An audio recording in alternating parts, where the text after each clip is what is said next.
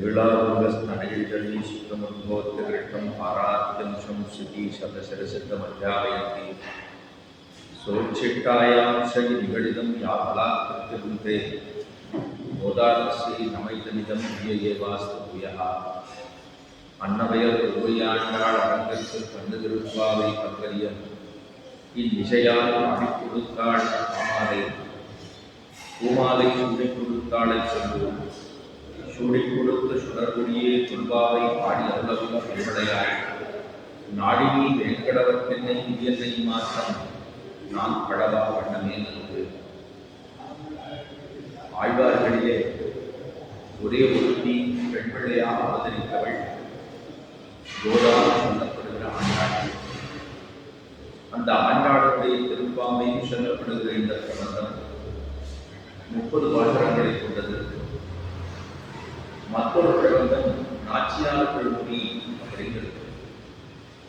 இந்த 2 பிரபந்தத்தாலும் கிருஷ்ணனை, கண்ணனை பெருமானை, அவனை சென்று கட்டி அவனோடு ஆனந்தப்பட வேண்டும் என்று ஆசைப்பட்டவள் ஆண்டாள். இந்த ஆசை என்பது பகவான் மேல் இருக்கக்கூடிய ஆசை, காமம். இது கிருஷ்ண அனுபவம் அப்படின்னு பேர். ஆண்டாள் அனுகாரம் பண்ணினதுன்னா 30 பாசுரங்கள். தன்னுடைய புத்தியிலே ஒரு பாவனை, அந்த பாவனா பிரகர்ஷத்தாலே துவாபரயுகத்திலே மதுரையிலே அவதரித்திருந்த கண்ணனை, தெற்கு பிராந்தத்திலே சிவிலிபுத்தூரிலே அவதரித்திருந்த கலிபுத்திலே அவதரித்திருந்த ஆண்டாள், அவன் செய்த சேட்டகள், சேட்டியங்கள், அவன் செய்த சாதுரியங்கள் இதையெல்லாம் நினைத்துத்தான் அனுபவிக்க முற்பட்டு அவனையே போய் சேர வேண்டும் அப்படின்னு ஆசைப்பட்டது. அதற்காக நோன்பு நோற்றதுதான் மார்கழி மாதத்திலே திருப்பாவை அப்படின்னு சொல்லப்படுகிற இந்த பாவை நோன்பு. இந்த நோன்புக்கு பாவ நோன்பு என்று பேர். அப்படி அனுகாரம் பண்ணின பாசுரங்களே 30 பாசுரங்களாக ஆண்டாள் சொல்லுகிறாள். இந்த 30 பாசுரங்களை எல்லாரையும் கூப்பிட வேண்டும். இந்த மடத்துக்கு வரோம் அப்படின்னு சொன்னா பலரும் சேர்ந்து வந்து இத்த அனுபவிக்கணும். ஒரு பகவான பத்தின அனுபவம் அப்படின்னு சொன்னா தனி அனுபவம் அல்ல. கூட்டம் கூட்டமாக சேர்ந்து, சங்கம் சங்கமாக சேர்ந்து அனுபவிக்கக்கூடிய அனுபவத்தை தான் அது பக்தர்களுக்கு இருக்கக்கூடிய அழகு. பகவானுக்கு அது ரொம்ப பிடித்தமானது. தனியா ஒரு ஆளா போய் பெருமாள் போறேன், திருப்தியா சேவிச்சேன் அப்படின்னு சொல்லுவதல்ல. கூட்டம் கூட்டமாக போக வேண்டும். இந்த பாசுரத்துக்கே சங்கர் தமிழ் மாலைன்னு கடைசிய பாசுரத்தை சொல்றாங்க. சங்கர் தமிழ், சங்கம் அப்படின்னா கூட்டம். இந்த சங்கர் தமிழ் மாலை அப்படின்னு 30 பாசுரங்களை சொன்னார். இது கிருஷ்ண அனுபவத்துக்காக ஏற்பட்டது. வைஷ்ணவ மாசம் அப்படின்னு கொண்டாடப்படுகிறது. பகவானுக்கு பிரீதியாக இருக்கக்கூடிய மார்கழி மாதம். மாதங்களுக்குள்ளே நான் மார்கழி மாதமாக இருக்கிறேன். கண்ணன் பகவத்கீதையிலே ஒரு வாக்கு சொல்லியுள்ளான். மாசானா மார்கசீர்ஷோகம், மாதங்களுக்குள்ள நான் மார்கழி மாதமாக இருக்கிறேன். இது கண்ணனுடைய திருவாக்கு. அதனால்தான் அந்த மாதத்திலே ஆண்டாள் நோன்பு நோட்டாள். அதிலே நேற்று வரைக்கும் 3 பாசுரங்களை பார்த்தோம். மார்கழி திங்கள் என்று ஆரம்பித்து நாராயணனை நமக்கே முறை தருவான்னு சொன்னது முதல் பாசுரம்.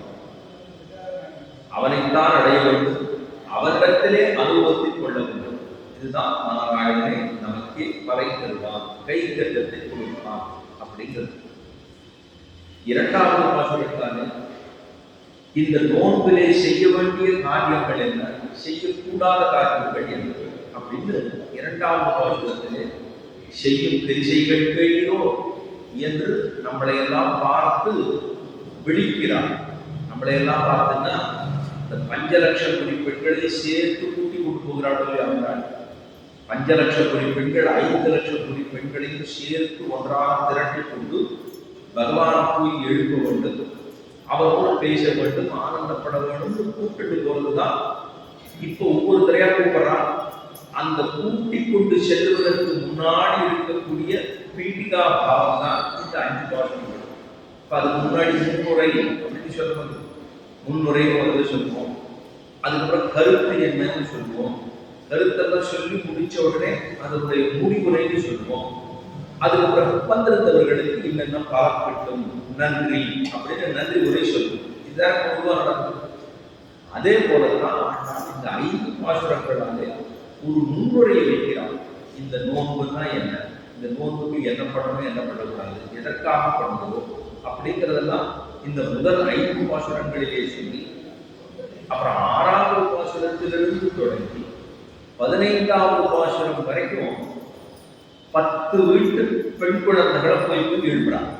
நீ வா, நீ வா, சீக்கிரம் வரையன்னு சொன்னியே வா அப்படின்னு அவர்களெல்லாம் கூட்டி கொண்டு அதுக்கப்புறமா ஒரு இடத்துக்கு போய் எம்பெருமானை போய் எழுப்ப வேண்டும் அப்படிங்கிறது.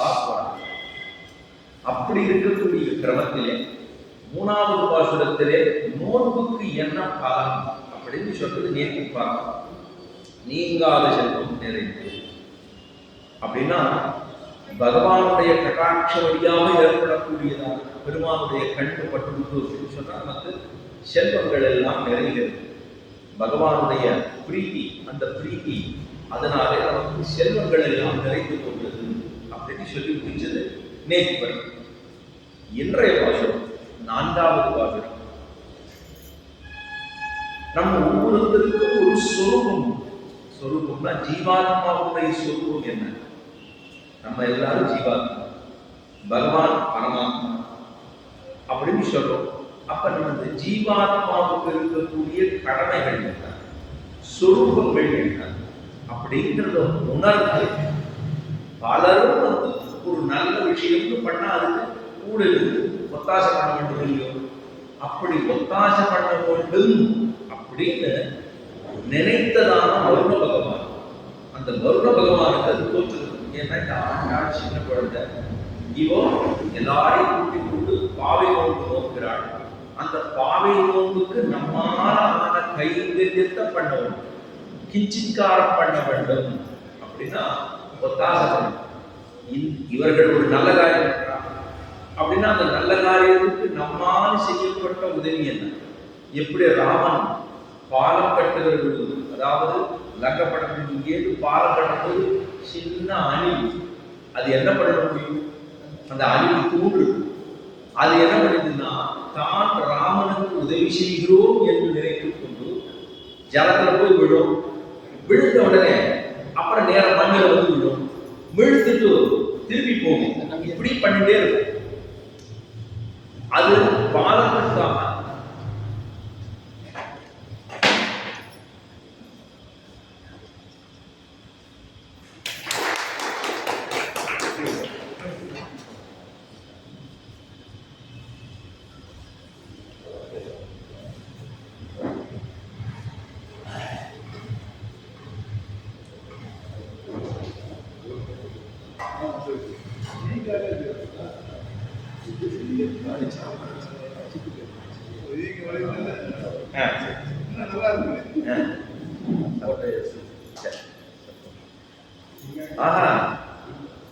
அந்த கிஞ்சித்காரம் அப்படின்னு சொன்னால் நம்மால் இயன்ற உதவிகளை செய்வது.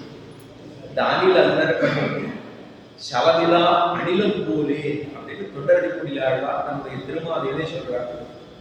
பாலம் கட்டுறதுக்கும் அணில் போய் தூக்கு மண் எடுத்துட்டு வந்து கொடுக்கறதுக்கும் ஏதாவது நடந்து முடியக்கூடிய காரியமா? இல்லவே இல்லை.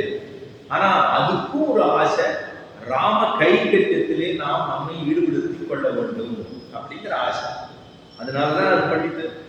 அதே போல வருண பகவான் என்ன பண்றாங்கன்னா, இந்த குழந்தைகள் எல்லாம் பாவம் ஒன்று நோக்கிறார்கள், இதுக்காக நான் என்ன பண்ணணும், நானும் இந்த பாவை நோக்குக்கு நம்மால் இயன்ற உதவிகளை செய்ய வேண்டும் அப்படின்னு ஆசைப்பட்டுதான் வருண பகவான் இவர்களிடத்துல எழுதி கொடுத்துருவாரோ, நாங்கள்லாம் வரோம், நான் வருண பகவான், நான் வந்து உனக்கு என்னென்னலாம் பண்ணணுமோ நான் எல்லாம் பண்ணித்தரேன், மழை தானே பெய்யணும் பண்ணுவோம் அப்படின்னு சொல்லுகிறது தான் இந்த பாசுரம்.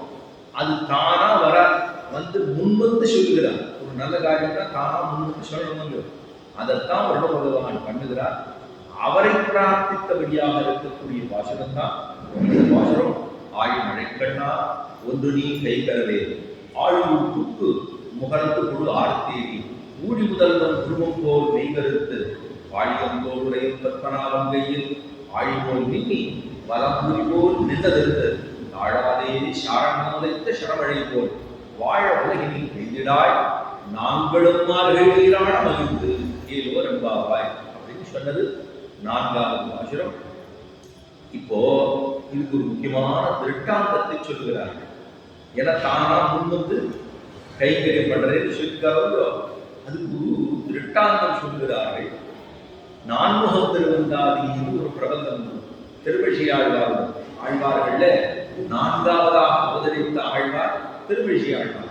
பொய்கை ஆழ்வார் முதல், 2வது முதற்காழ்வார், 3வது பேயாழ்வார், 4வது திருவழிசை ஆழ்வார். சென்னப்பட்டினத்துக்கு அருகாமையிலே திருவழிசைக்கு ஒரு ஊர், திருவழிசை இருக்கு. அந்த ஊர்ல தான் அவதாரம் பண்ணுகிற திருவழிசை ஆழ்வார். அவர் ஆருடைய அம்சம் என்றால் சக்கரத்தாழ்வாருடைய அம்சம். அவரை போய் செலுத்தினா பின்பக்கம் பார்த்தோம்னா சக்கரமே இருக்கும். பூரா சுதர்சன ஆழ்வார் சக்கரமே இருக்கும். இன்னைக்கு போய் செலுக்கலாம். அவருடைய திருவடியிலே ஒரு கண்ணு கூட இருக்கும். அப்ப அவ்வளவு பெருமைத்தவர் திருவழிசை ஆழ்வார். அவர் சொல்றார் ஒரு சரித்திரம். தன்னுடைய 4 திருவந்தாதி பாசுரத்திலே திறம்பேன் கண்ணீர் திருவடி தன்னாவும் மறந்து புறந்துலாம் மாந்தர் இறைஞ்சியும் சாதுவராய் போதுங்கள் என்னால் நமனும் தம் தூதுவராய் கூடி செழிப்பு அப்படின்னு ஒரு பாசுரம். இது திருவந்தாதி 4 திருவந்தாதிங்கிற பிரபந்தத்திலே சொல்லப்பட்ட பாசுரம். அது ஒரு 100 பாசுரம். அதுல சொல்றாங்க மறந்தும் புறந்தொழாம் மாந்தர். யமராஜன் யமதர்மராஜன் எங்கேயோ வெளியில புறப்பாடு எங்கேயோ வெளியூருக்கு புறப்படுறார். அப்ப என்ன பண்ணாரா யமதர்மராஜன் தன்னுடைய யம கிங்கரர்களெல்லாம் கூப்பிட்டாராம். கூப்பிட்டுட்டு காதுல எதுவும் ஒரு ரகசியம் சொல்லிட்டான். காதுல ஒரு ரகசியத்தை இப்படி இருக்கணும் அப்படின்னு என்னன்னு தெரியல. அதைத்தான் சொல்றா இறங்கியும் சாதுவராய் போதுவீங்கள் என்ன நமனும் தம் தூதுவரை கூடி செழிக்குன்னு காது பூர்வமா கூப்பிட்டு காதல ஏதோ ஒரு ரகசியத்தை சொல்லிட்டு போயிட்டாங்க. என்னது என்றால் அதைத்தான் சொல்றான் திறம்பேனின் கண்ணீர் மறந்து புறந்தொழாம் மாந்தர். இப்போ யமதர்மராஜனுடைய கை கட்டி அவர் என்ன விஷயம் பண்றார் அப்படின்னா, அவர் யாரெல்லாம் இருக்காளோ இங்கிருந்து புறப்படுறவர்கள், சில பாபங்கள் பாபிட்டங்கள் எல்லாம் பண்ணினவர்கள் எல்லாம் அவரை நேரம் கூட்டிட்டு போகணும். இதுதான் அவருடைய கை போட்டு கூட்டிட்டு போடுவார்.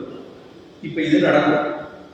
அப்ப எல்லாரிடத்திலும் போகாதவங்களோ சில பேர் இருப்பா, பரம பாகவதர்கள் பக்தர்கள் என்று இருப்பார்கள். அந்த பக்தர்கள்ட்ட மட்டும் நீ போகவே போகாது. அவர்கள் அப்படி ஒரு பரம பாகவதர்கள் பக்தர்களை பார்த்தாயானால் நீ என்ன பண்ணணும் தெரியுமா?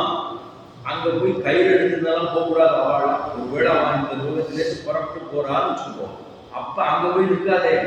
என்ன பண்ணணும்? அங்க போனா கூட நீ தெரியாம உங்களை போயிட்டா கூட அங்க போய் அவர்களை நமஸ்காரம் பண்ணிட்டு அவரை பிரதட்சணம் பண்ணிட்டு போயிடு. நீ உன்னோட காரியத்தை பார்க்க போயிடும். அவர்களை போய் நீ இங்க கூட்டிட்டு வரணும்னு நினைக்காதே. பரம பாகவதர்களாக இருக்கக்கூடியவர்களிடத்திலே நீ ஒரு நாளும் செல்வது கூடாது அப்படின்னு சொல்லிட்டு வந்தாரா யமதர்மராஜன் தன்னுடைய கிங்கரர்களுக்கு. அப்படின்னா என்ன? பாகவதர்களாக பரம பாகவதர்களாக பெருமானையே தரிசித்துக் கொண்டிருக்கக்கூடிய இவர்களிடத்திலே நீ ஏதும் செய்வது கூடாது. அதைத்தான் காதுல ரகசியமா சொல்லிட்டு போனாராம். சுவாமி இதை போய் காதுல எதுவும் சொல்லுவானே, எல்லார்ட்டையும் தெரியாம சொல்லலாம இதுக்காக காதல் போய் சொல்லணும் அப்படின்னு ஒரு விசாரம். நமக்கு தெரியும் இதுக்காக காதல் சொல்லணும். அது சொல்றா பட்ட மகிழ்ச்சி ராஜா இருக்க, ராஜாவுடைய மகிழ்ச்சி இருக்கான், அவருடைய தர்மத்தை இருக்கான். அதை யாரோ ஒருத்தர் லோகத்தில் இருக்கிறவா அந்த பட்ட மகிழ்ச்சி மேல கொஞ்சம் ஆசை வச்சுக்கான். ஆசை வச்சுட்டான்னா இதை போய் கலக்க வேகமா சொல்லுவாளா? பட்ட மகிழ்ச்சி மேல ஆசையெல்லாம் வைக்காது அப்படின்னு ஆறாம் வேகமா சொல்லுவாளா? அப்படி சொன்னா என்ன ஆகும்? ராஜா காது போட்டுன்னா தலையை கூட இல்லையோ இல்லையோ. அதனால இந்த மாதிரி விஷயங்கள் அந்த மாதிரி தான் இவருக்கு இருக்கக்கூடிய சக்தி என்ன, இவர் எல்லாரையும் கூட்டிக் கொண்டு செல்ல வேண்டும். யாரெல்லாம் பாவிட்டர்களாக இருக்கிறார்களோ அவர்களை கூட்டிட்டு போகணுங்கிறது எம்பெருமான் இவருக்கு இடப்பட்ட நியமம், கட்டளை. அந்த கட்டளையை பண்ணணும். அது பண்ற போது எல்லாருக்கும் தெரிஞ்சுற மாதிரி சொல்ல முடியாது இல்லையோ, அதுக்காக கூப்பிட்டு காதலை சொன்னாரா, நமது இறைஞ்சியும் சாதுவராய் போதுங்கள். அவர்கள்ட்ட பிரார்த்திச்சாரா, எவன் கிட்டவர்கிட்ட சொல்றாரா, நான் சொல்றேன் நீ அவர்கள்ட்ட போய் சாதுவராய் போதுங்கள் என்றார். அந்த பரம பக்தர்களை பாகவதர்களை என்ன பண்ணணும், நீ போய் முதல்ல சேவிக்கணும். அவள்கிட்ட போய் பாசகரை கூட்டு போகக்கூடாது, முதல்ல அவளை சேவிக்கணும். சேவிச்சுட்டு அவளை பிரதட்சணம் பண்ணணும். 3 தடவை பிரதட்சணம் பண்ணிட்டு நமஸ்காரம் பண்ணிட்டு நீ உன் காரியத்தை பண்ண அவளுக்கு உனக்கு சம்மந்தம் கிடையாது, போயிடுவான் அப்படின்னு சொல்லிட்டு இருக்கணும்னா, இதைத்தான் இது சம்ஸ்கிருதத்தில் சொல்லப்பட்ட ஒரு ஸ்லோகத்தினுடைய வெளிப்பாடாகத்தான் ஆழ்வார் இங்கே சொல்லி உள்ளார். இப்ப இதனால என்ன புரியுது, அப்ப ஒரு விஷயம் நடக்கிறதுன்னு சொன்னா அதுக்கு நாம் அனுகூலமாக இருக்க வேண்டும். அனுகூலம்னா அதுக்கு நம்ம ஒத்தாசையா இருக்கிறத தொந்தரவு கொடுக்க. அதைத்தான் இந்த இடத்துல புரிஞ்சுக்கணும். வருட பகவானை பிரார்த்திப்பதாக எங்களுக்கு எல்லாம் நல்லது செய்ய வேண்டும். இப்ப வருட பகவான் என்ன பண்றார், தானா முன் வருகிறார். இந்த குழந்தைகள்லாம் பாவம் வைக்கிறது, அவர்களுக்கு நாம் ஒத்தாசை பண்ண வேண்டும் அப்படின்னு வந்துதானே இந்த கையெழுத்து பண்ணவரா. அதைத்தான் பிரார்த்திக்கிறார் இந்த இடத்துல. ஆழி மழை கண்ணா, இந்த பாசுரத்தாலே பகவானையும் வருண பகவானுக்கு ஒரு சின்ன அது தொடர். வருண பகவான் எப்படி இருக்கார், கண்ணன பெருமான் எப்படி இருக்கார், ரெண்டு பேருக்கு இருக்கக்கூடிய ஒற்றுமை அது எப்படி 2 பேருக்கு சேர்ந்தாப்புல இருக்கு அப்படிங்கிறத சொல்லி, அதுக்கப்புறம் எம்பெருமானுக்கு இருக்கக்கூடிய பெருமைகளை சொல்லி, அதுக்கப்புறமா அந்த வருண பகவானிடத்திலே பிரார்த்திப்பதை சொல்லி தலை கட்டுகிறாள் இந்த பாசுரத்தாலே. முதல்ல சொல்றது பார்த்தா ஆழிமழை கண்ணா அப்படி கூப்பிட்டான். கண்ணனுக்கு இவரை போய் கண்ணன் கூப்பிடலாமா, வருண பகவானை போய் கண்ணன் கூப்பிடலாமான்னா அவரும் கண்ணன் மாதிரி இருக்கான் கிட்டத்தட்ட. ஆழி மழை கண்ணா, ஆழி அப்படின்னு சொன்னா கடலுக்கு ஆழி பேர். ஆழி மழை கண்ணா, ஏன்னா இந்த மழை எங்கேருந்து வருது, மேகத்திலேருந்து வருது. சரி, மேகம் எங்கேருந்து வருது, கீழேந்து வருது. கீழேன்னா எங்க பூமியிலேருந்து வருதா, கடல்ல இருக்கக்கூடிய ஜலம் எல்லாம் ஈரப்பதமாக மேலே செல்லுகிறது, அது மேகமாக மூட்டுகிறது. மேகத்திலிருந்து திரும்ப அது மழையாக பொழுது. கீழே இருக்கிற தேட்டம் தான் மேல போகுது, மேல இருக்கிற தேட்டம் தான் கீழே வருது, இப்படித்தானே போகுது. அப்ப எந்த மாதிரி சுபாவம் படைத்தவன், கடல் போல ஒரு கம்பீரமான சுபாவத்தை படைத்தவனே கடல், அந்த வருண பகவானே. அதைத்தான் இங்க சொல்றான். கடல் எவ்வளவு ஒரு கம்பீரமா இருக்கும். கடலை போய் கடற்கரையில் போய் நின்னோம்னா நமக்கு ஆத்தாலே எங்கதான் முடியறதுன்னே தெரியல, பறந்து விரிந்திருக்கு. அலைகள்லாம் வரத பார்த்தா நமக்கே ஒரு மனதுக்குள்ள ஒரு இனம் புரியாத ஒரு பயம் ஏற்படும். இவ்வளவு மாட்டமான அலைகள் வந்து எங்க போறதும் தெரியல. இதோட முடிவு தான் எங்களுக்கு இன்னைக்கான கண்டுபிடிக்க முடியுமா அப்படின்னா, இந்த நிலப்பரப்பு மொத்த கிட்டத்தட்ட 75% கடல் பரப்பு தான். 75% கடல் பரப்பு தான். பிரபஞ்சம் முழுக்க பார்த்தோம்னா 75 விழுக்காடு நீர் தான். நம்ம இருக்கிற இடம் மொத்தமே 25 விழுக்காடு தான். அந்த 25 விழுக்காடுக்குள்ள மொத்த ஜனத்தொகை உலகம் போல தேடி கண்டுபிடிச்சோம்னா 800 கோடிக்கு மேல கிடையாது. அவ்வளவுதான், 800 கோடி தான், அதுக்கு மேல இல்லை. சில இடங்கள்லாம் ஆறும் வாழ்வதே கிடையாது, சூரியனே கிடையாது. அவ்வளவு தூரம் இருக்கக்கூடிய இந்த பிரபஞ்சத்துலதான் நாம் இருக்கிறோம். கடலை போல கம்பீரமான சுபாவத்தை படைத்த வருண பகவானே ஆழி மழை கண்ணா. மேலே சொன்னா ஒன்று நீ கைகிறவே, ஒண்ணு ஒழிக்காதே. அவர் என்ன ஒழிச்சு வச்சிருக்காரா, எதையாவது திருடி வச்சிருக்காரா, ஒழிக்காதே அப்படின்னு சொல்றாளே. எதற்கா சொல்றா அப்படின்னா, நீ மழை பெய்யும், மழை பெய்யணும்னா எல்லாருக்கும் பெய்யும் மழை அப்படின்னு ஒரு வார்த்தை தான் சொல்ல. எல்லாருக்கும் பெய்ய வேண்டும் மழை அப்படின்னா, இன்னார் நலன் இல்லார் தீயவன், இங்க மழை பெய்யலாம் இங்க மழை பெய்யக்கூடாது அப்படின்னு நீ வஞ்சனை செய்யாது. நீ பண்ணக்கூடிய மழைக்கு இந்த மழை உலகத்துக்கே நல்லது செய்யும்படியாக இருக்க வேண்டும் வருண பகவானே. அதனாலதான் நீ ஒன்று ஒழிக்காம ஒன்று நீ கை கரவே. கை கரவேனா ஒழிக்காதே. நீ உன்னுடைய சுபாவமாக இருக்கக்கூடிய மழை பெய்யும் தன்மை இருக்கே உன்னுடைய ஔதாரியம், அதுதான் ஔதாரியம். சம்ஸ்கிருதத்துல ஔதாரியம்னு சொன்னா வள்ளன்மை, வள்ளன்மை கொடுக்கக்கூடிய தன்மைக்கு தான் ஔதாரியம் பேர். வருண பகவான் என்ன பண்ணுவார்? மழை பெய்ய வேண்டும். அவர் வேற என்ன பண்ணுவார்? வருண பகவானுடைய கடமை என்ன அப்படின்னா மழை பெய்யுதுதான், வேற என்ன பண்ணுவார்? ஆகா, இந்த வள்ளன்மையிலே கொஞ்சம் கூட வஞ்சனம் பண்ணாமல் நீ மழை பெய்ய வேண்டும் அப்படின்னு பிரார்த்திக்கிறாள். அதைத்தான் வருண பகவானே நீ ஒன்றுமே கேட்கிறதே மேலே சொன்னான்.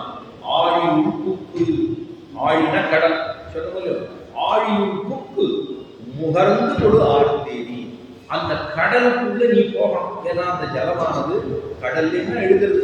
அதனால ஆழி உள்புக்கு நல்ல கீழ் வரைக்கும் நீ போக வேண்டும். போய் அந்த தீர்த்தத்தை மேலே கொண்டு வர வேண்டும். மேல கொண்டு வர போது மணலோட சேர்த்து கொண்டு வா. ஏன்னா அதுக்கு என்ன அர்த்தம்னா, மணலோட கொண்டு வானா என்ன அர்த்தம்னா கடைசி வரைக்கும் நல்லா கீழ் வரைக்கும் போகணும். கண்ணன் பெருமாள் சின்ன குழந்தையா இருந்துச்ச, அவர் வெண்ணெய் எல்லாம் திருடி சாப்பிடுவார். திருடி சாப்பிடும் போது அவருக்கு என்ன ஆசைன்னா நிறைய வெண்ணெய் எடுத்து சாப்பிடணும்னு ஆசை. அப்போ பானையில வெண்ணெய் இருக்கு. வெண்ணெய்னா பானையில கடைசி வரைக்கும் இவரும் சின்ன குழந்தை, இந்த வெள்ளை தான் கையில். ஆனா அவர் என்ன பண்ணுவாராம், நிறைய வெண்ணெய் சாப்பிடணுங்கிறதுக்காக ஆழமா கையை விட்டோம்னா நிறைய கீழே விட விட நிறைய வெண்ணெய் வரும் அப்படின்னு நினைச்சுட்டு கடைசி வரைக்கும் அடியில் இந்த பானையோட அடித்தள வரைக்கும் கையை நல்லா விடுவாராம்.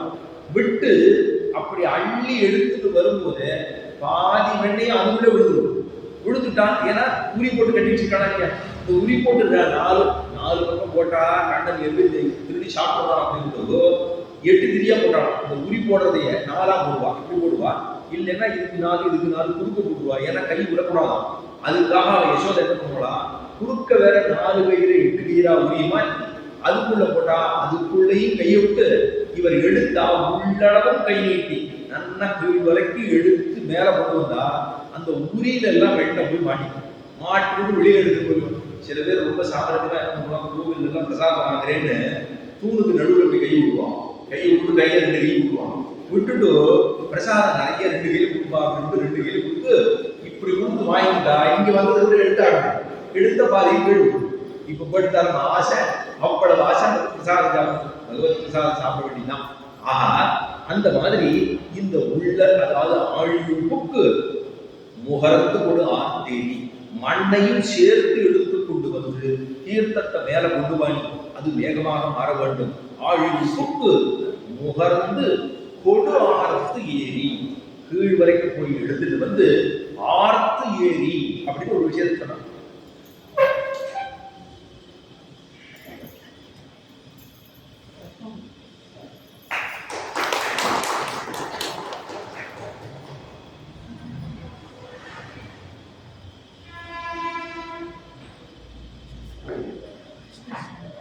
கொடு ஆர்த்து ஏறி நல்லா மேல கொண்டு வரணும். அது எப்படி ஆர்ப்பரித்து வர வேண்டும் அப்படிங்கறத சொல்றா. அதாவது ஹனுமானை ராமன் இக்கரையிலிருந்து அக்கறைக்கு அனுப்பிட்டார். சீதா பிராட்டி எங்க இருக்கான்னு போய் கண்டுபிடிச்சு கொண்டு வா அப்படின்னு. ஏன்னா வேற ஆரையும் தேர்ந்தெடுத்தா இங்கேருந்து அக்கறைக்கு போகணும். 100 யோஜன மை எங்க திருப்புல்லானி சமுத்திரத்திலிருந்து லக்கப்பட்டணும் 100 யோஜன மை. அவ்வளவு தூரம் தாண்டி போகணும். ஆறாறு போரா ஜாம்பவான் இருக்கார், அங்கதன் இருக்கார், சுக்ரீவன் இருக்கார். இவா எல்லாரும் என்னால போக முடியாது. ஜாம்பவான் சொன்னா நான் சின்னவனா இருந்தேன்னா போயிடுவேன் அப்படின்னா இப்ப வயசானவரா போயிட்டு என்னால முடியாது அப்படின்னு சொல்லி அவர் முடிச்சுட்டார். அங்கதன் என்னால போகத்தான் முடியும், திரும்ப வர முடியாதுன்னு சொல்லிட்டார். இதெல்லாம் பார்த்தா கடைசியா ஆஞ்சநேயர் தான் இக்கரையிலிருந்து அக்கறைக்கு போகணும் அப்படின்றார். ஏன்னா நைட்டுக்கு பிரம்மச்சாரி, அவருக்கு 6 பெண்கள்னாலே 6 தெரியாது. அவருக்கு பெண் வாசனை என்பதே துணியும் தெரியாது. அவரை தான் இங்கிருந்து அனுப்பிச்சு விட்டார். இங்கேருந்து போனார். போய் அசோகவனத்திலே எல்லா இடங்களிலும் தூரத்திலே தேடி பார்க்கிறார். இதெல்லாம் சுந்தர காண்டத்திலே சொல்லப்பட்டுள்ளது. அதாவது ராமாயணத்துல 6 காண்டங்கள் 7 காண்டங்கள் இருக்கு. முதல்ல பாலகாண்டம், அப்புறம் அயோத்தியா காண்டம், அதுக்கப்புறம் ஆரண்ய காண்டம், அதுக்கப்புறம் கிஷ்கிந்தா காண்டம், அதுக்கப்புறம் சுந்தர காண்டம், அதுக்கப்புறம் யுத்த காண்டம், அதுக்கப்புறம் உத்தர காண்டம். மொத்தம் 7 காண்டங்களோடு 24,000 ஸ்லோகம் கொண்டது ராமாயணம். 24,000 ஸ்லோகம் இருக்கு. மகாபாரதத்துல 1.25 லட்சம் ஸ்லோகம் இருக்கு. இவ்வளவு ஸ்லோகம் இருக்கக்கூடியது மகாபாரதம். இது 2 இதிகாசங்கள். இந்த ராமாயணமும் மகாபாரதம் இந்த பாரத தேசத்திலே இருக்கிற வரைக்கும் சனாதனத்தை அப்படின்னு சொல்லி 6 பேச்சே சொல்ல முடியாது. அவ்வளவு உயர்ந்த தர்மம் பாரத தர்மத்திலே இதிகாச புராணங்கள் இருக்கிற வரையும். இது பராசரன் சொன்ன வாக்கு. ஸ்ரீரங்கத்திலே ராமானுஜருடைய சிஷ்யராக கூரத்தாழ்வான் எழுந்து போயிருந்தார். அந்த கூரத்தாழ்வானுடைய திருக்குமாரர் தான் பராசரன். அவர் சொல்றார், ராமாயணம் மகாபாரதம் இந்த தேசத்துல இருக்கிற வரைக்கும் 6 இந்த சனாதனத்தை ஒன்றும் பண்ண முடியாது அப்படின்னு சொல்லிட்டார் அந்த காலத்துல. அது இந்த காலத்துக்கு தொழிலாச்சரியம் தெரியாது. ஆனா அத்தனை தூரம் உயர்ந்ததாக இருக்கக்கூடிய இதிகாச புராணங்கள். அப்ப இங்கேருந்து போனார், ஹனுமான் அக்கறைக்கு போனார். போயிட்டு எல்லா இடங்களும் தேடுறது சுந்தரகாண்டத்தை சொல்லி எங்கெங்க போய் தேடினார், எப்படி தேடினார், ஆறாவது எங்கெங்க இருக்கா, எந்தெந்த ஊர்ல ஆறாதான் படுத்துட்டு இருக்கா, ஒவ்வொரு ராணியா ராவணனுக்கு நிறைய மனைவிகளா இருந்தா எல்லாரையும் பார்த்துருந்தா. கடைசியா அசோகவனத்துல பார்த்தா ஒரு பெண்மணி இருந்தால். அந்த பெண்மணி ரொம்ப துக்கமா இருக்கா, பார்க்கறதுக்கு ரொம்ப அழகா இருக்கா. இவளாத்தான் இருக்கணும்னு நினைச்சுட்டே இருக்கிற போது அவள் தன்னுடைய இந்த சேலை வஸ்திரத்தை எடுத்துட்டு தலையில மாட்டிட்டு பொங்கலா, ஏன்னா 10 மாசம் ஆயிடுது ராம வரவே இல்லை. அதனால அவ்வளவு துக்கத்தோடு இருக்கிற போதுதான் அவர் தான் யாரு என குரங்கு உருவத்தில் இருந்தார். அவர் குரங்குல தெரிய வந்துட்டுனா ராவணன் தான் இந்த ரூபத்துல வந்திருக்கானோன்னு ஒரு பயம் இருந்தது. அதனால ஏற்கனவே பல ரூபத்தை எடுத்து வந்து அவன் ஏமாத பார்த்தான். அதனால இவர் இறங்காம தசரதன் ஒரு ராஜா இருந்தான். அவனுக்கு 4 பிள்ளைகள் இருந்தா. அதுல ராமன் இருந்தா. ராமனுடைய தர்மபத்தினி சீதா அவ எங்க இருக்கான்னு தெரியலேன்னு சொன்னோட இப்ப ஆச்சரியப்பட்டுட்டான். அப்புறமா சிறுவடிவாக தான் குரங்காக கிழங்கி வந்து குரங்கு பேசுறதே அப்படின்னு சொன்னா நான் தான் அவனுடைய ராமனுடைய தூதராக இருக்கிறேன்னு சொல்லி சீதா பிராட்டி தான் இவனு தெரிஞ்சுக்கா. ராமன் கொடுத்துதான் அந்த மோதிரத்தை கொடுத்து சூடாமணியை பெற்றுக்கொண்டு இதெல்லாம் நடந்ததோ இல்லையோ. அப்பதான் இதை பார்த்துட்டு திரும்ப வந்துட்டார். திருப்புல்லாடிக்கு திரும்ப வந்து சேர்ந்துட்டார். வந்துட்டு சுக்ரீவனிடத்துல சொன்ன உடனே திருட்வா சீதா கண்டேன் சீதையை அப்படின்னு சொன்ன உடனே குரங்குகளுக்கெல்லாம் ஆனந்தம் வந்துருக்குன்னா என்ன பண்ணோம்னா ஏறி இருக்கிற இடத்தெல்லாம் துவம்சம் பண்ணிடும். குரங்குக்கு மட்டும் ஆனந்தம் வந்துருக்குன்னா வால் தான். அதுக்கு ஆயுதமே வால் தான். இந்த வாழை சுத்தம் சுத்தி சுத்தி இருக்கிற இடத்த கூட இங்க இருந்து அங்க தாவி, அங்கே இங்க தாவி, இங்க இருந்து தாவி, இருக்கிற இடத்த ஒண்ணு இல்லை 2 இல்லை கூறு விழும். அந்த மாதிரி சுக்ரீவன் வைத்திருக்கக்கூடியதான அந்த வனம், அந்த வனத்தை கூட துவம்சம் பண்ணுதான். ஹனுமார் சொன்னாராம், கண்டேன் சீதையை திருட்வா சீதா அப்படின்னு வந்து சொல்லிட்டார். இந்த குரங்குகளுக்கு எல்லாம் தெரிஞ்சு போச்சு. சீதா பிராட்டியை தேடுறதுக்காக ஹனுமான் போனார். அவர் கண்டுபிடிச்சுட்டார் அப்படின்னு சொன்ன உடனே ஒரே ஆனந்தம் வந்தா குறைச்சு சும்மா இருக்கிறது எல்லாம் வனத்தை கூட 2 தோஷம் கொடுத்தான்.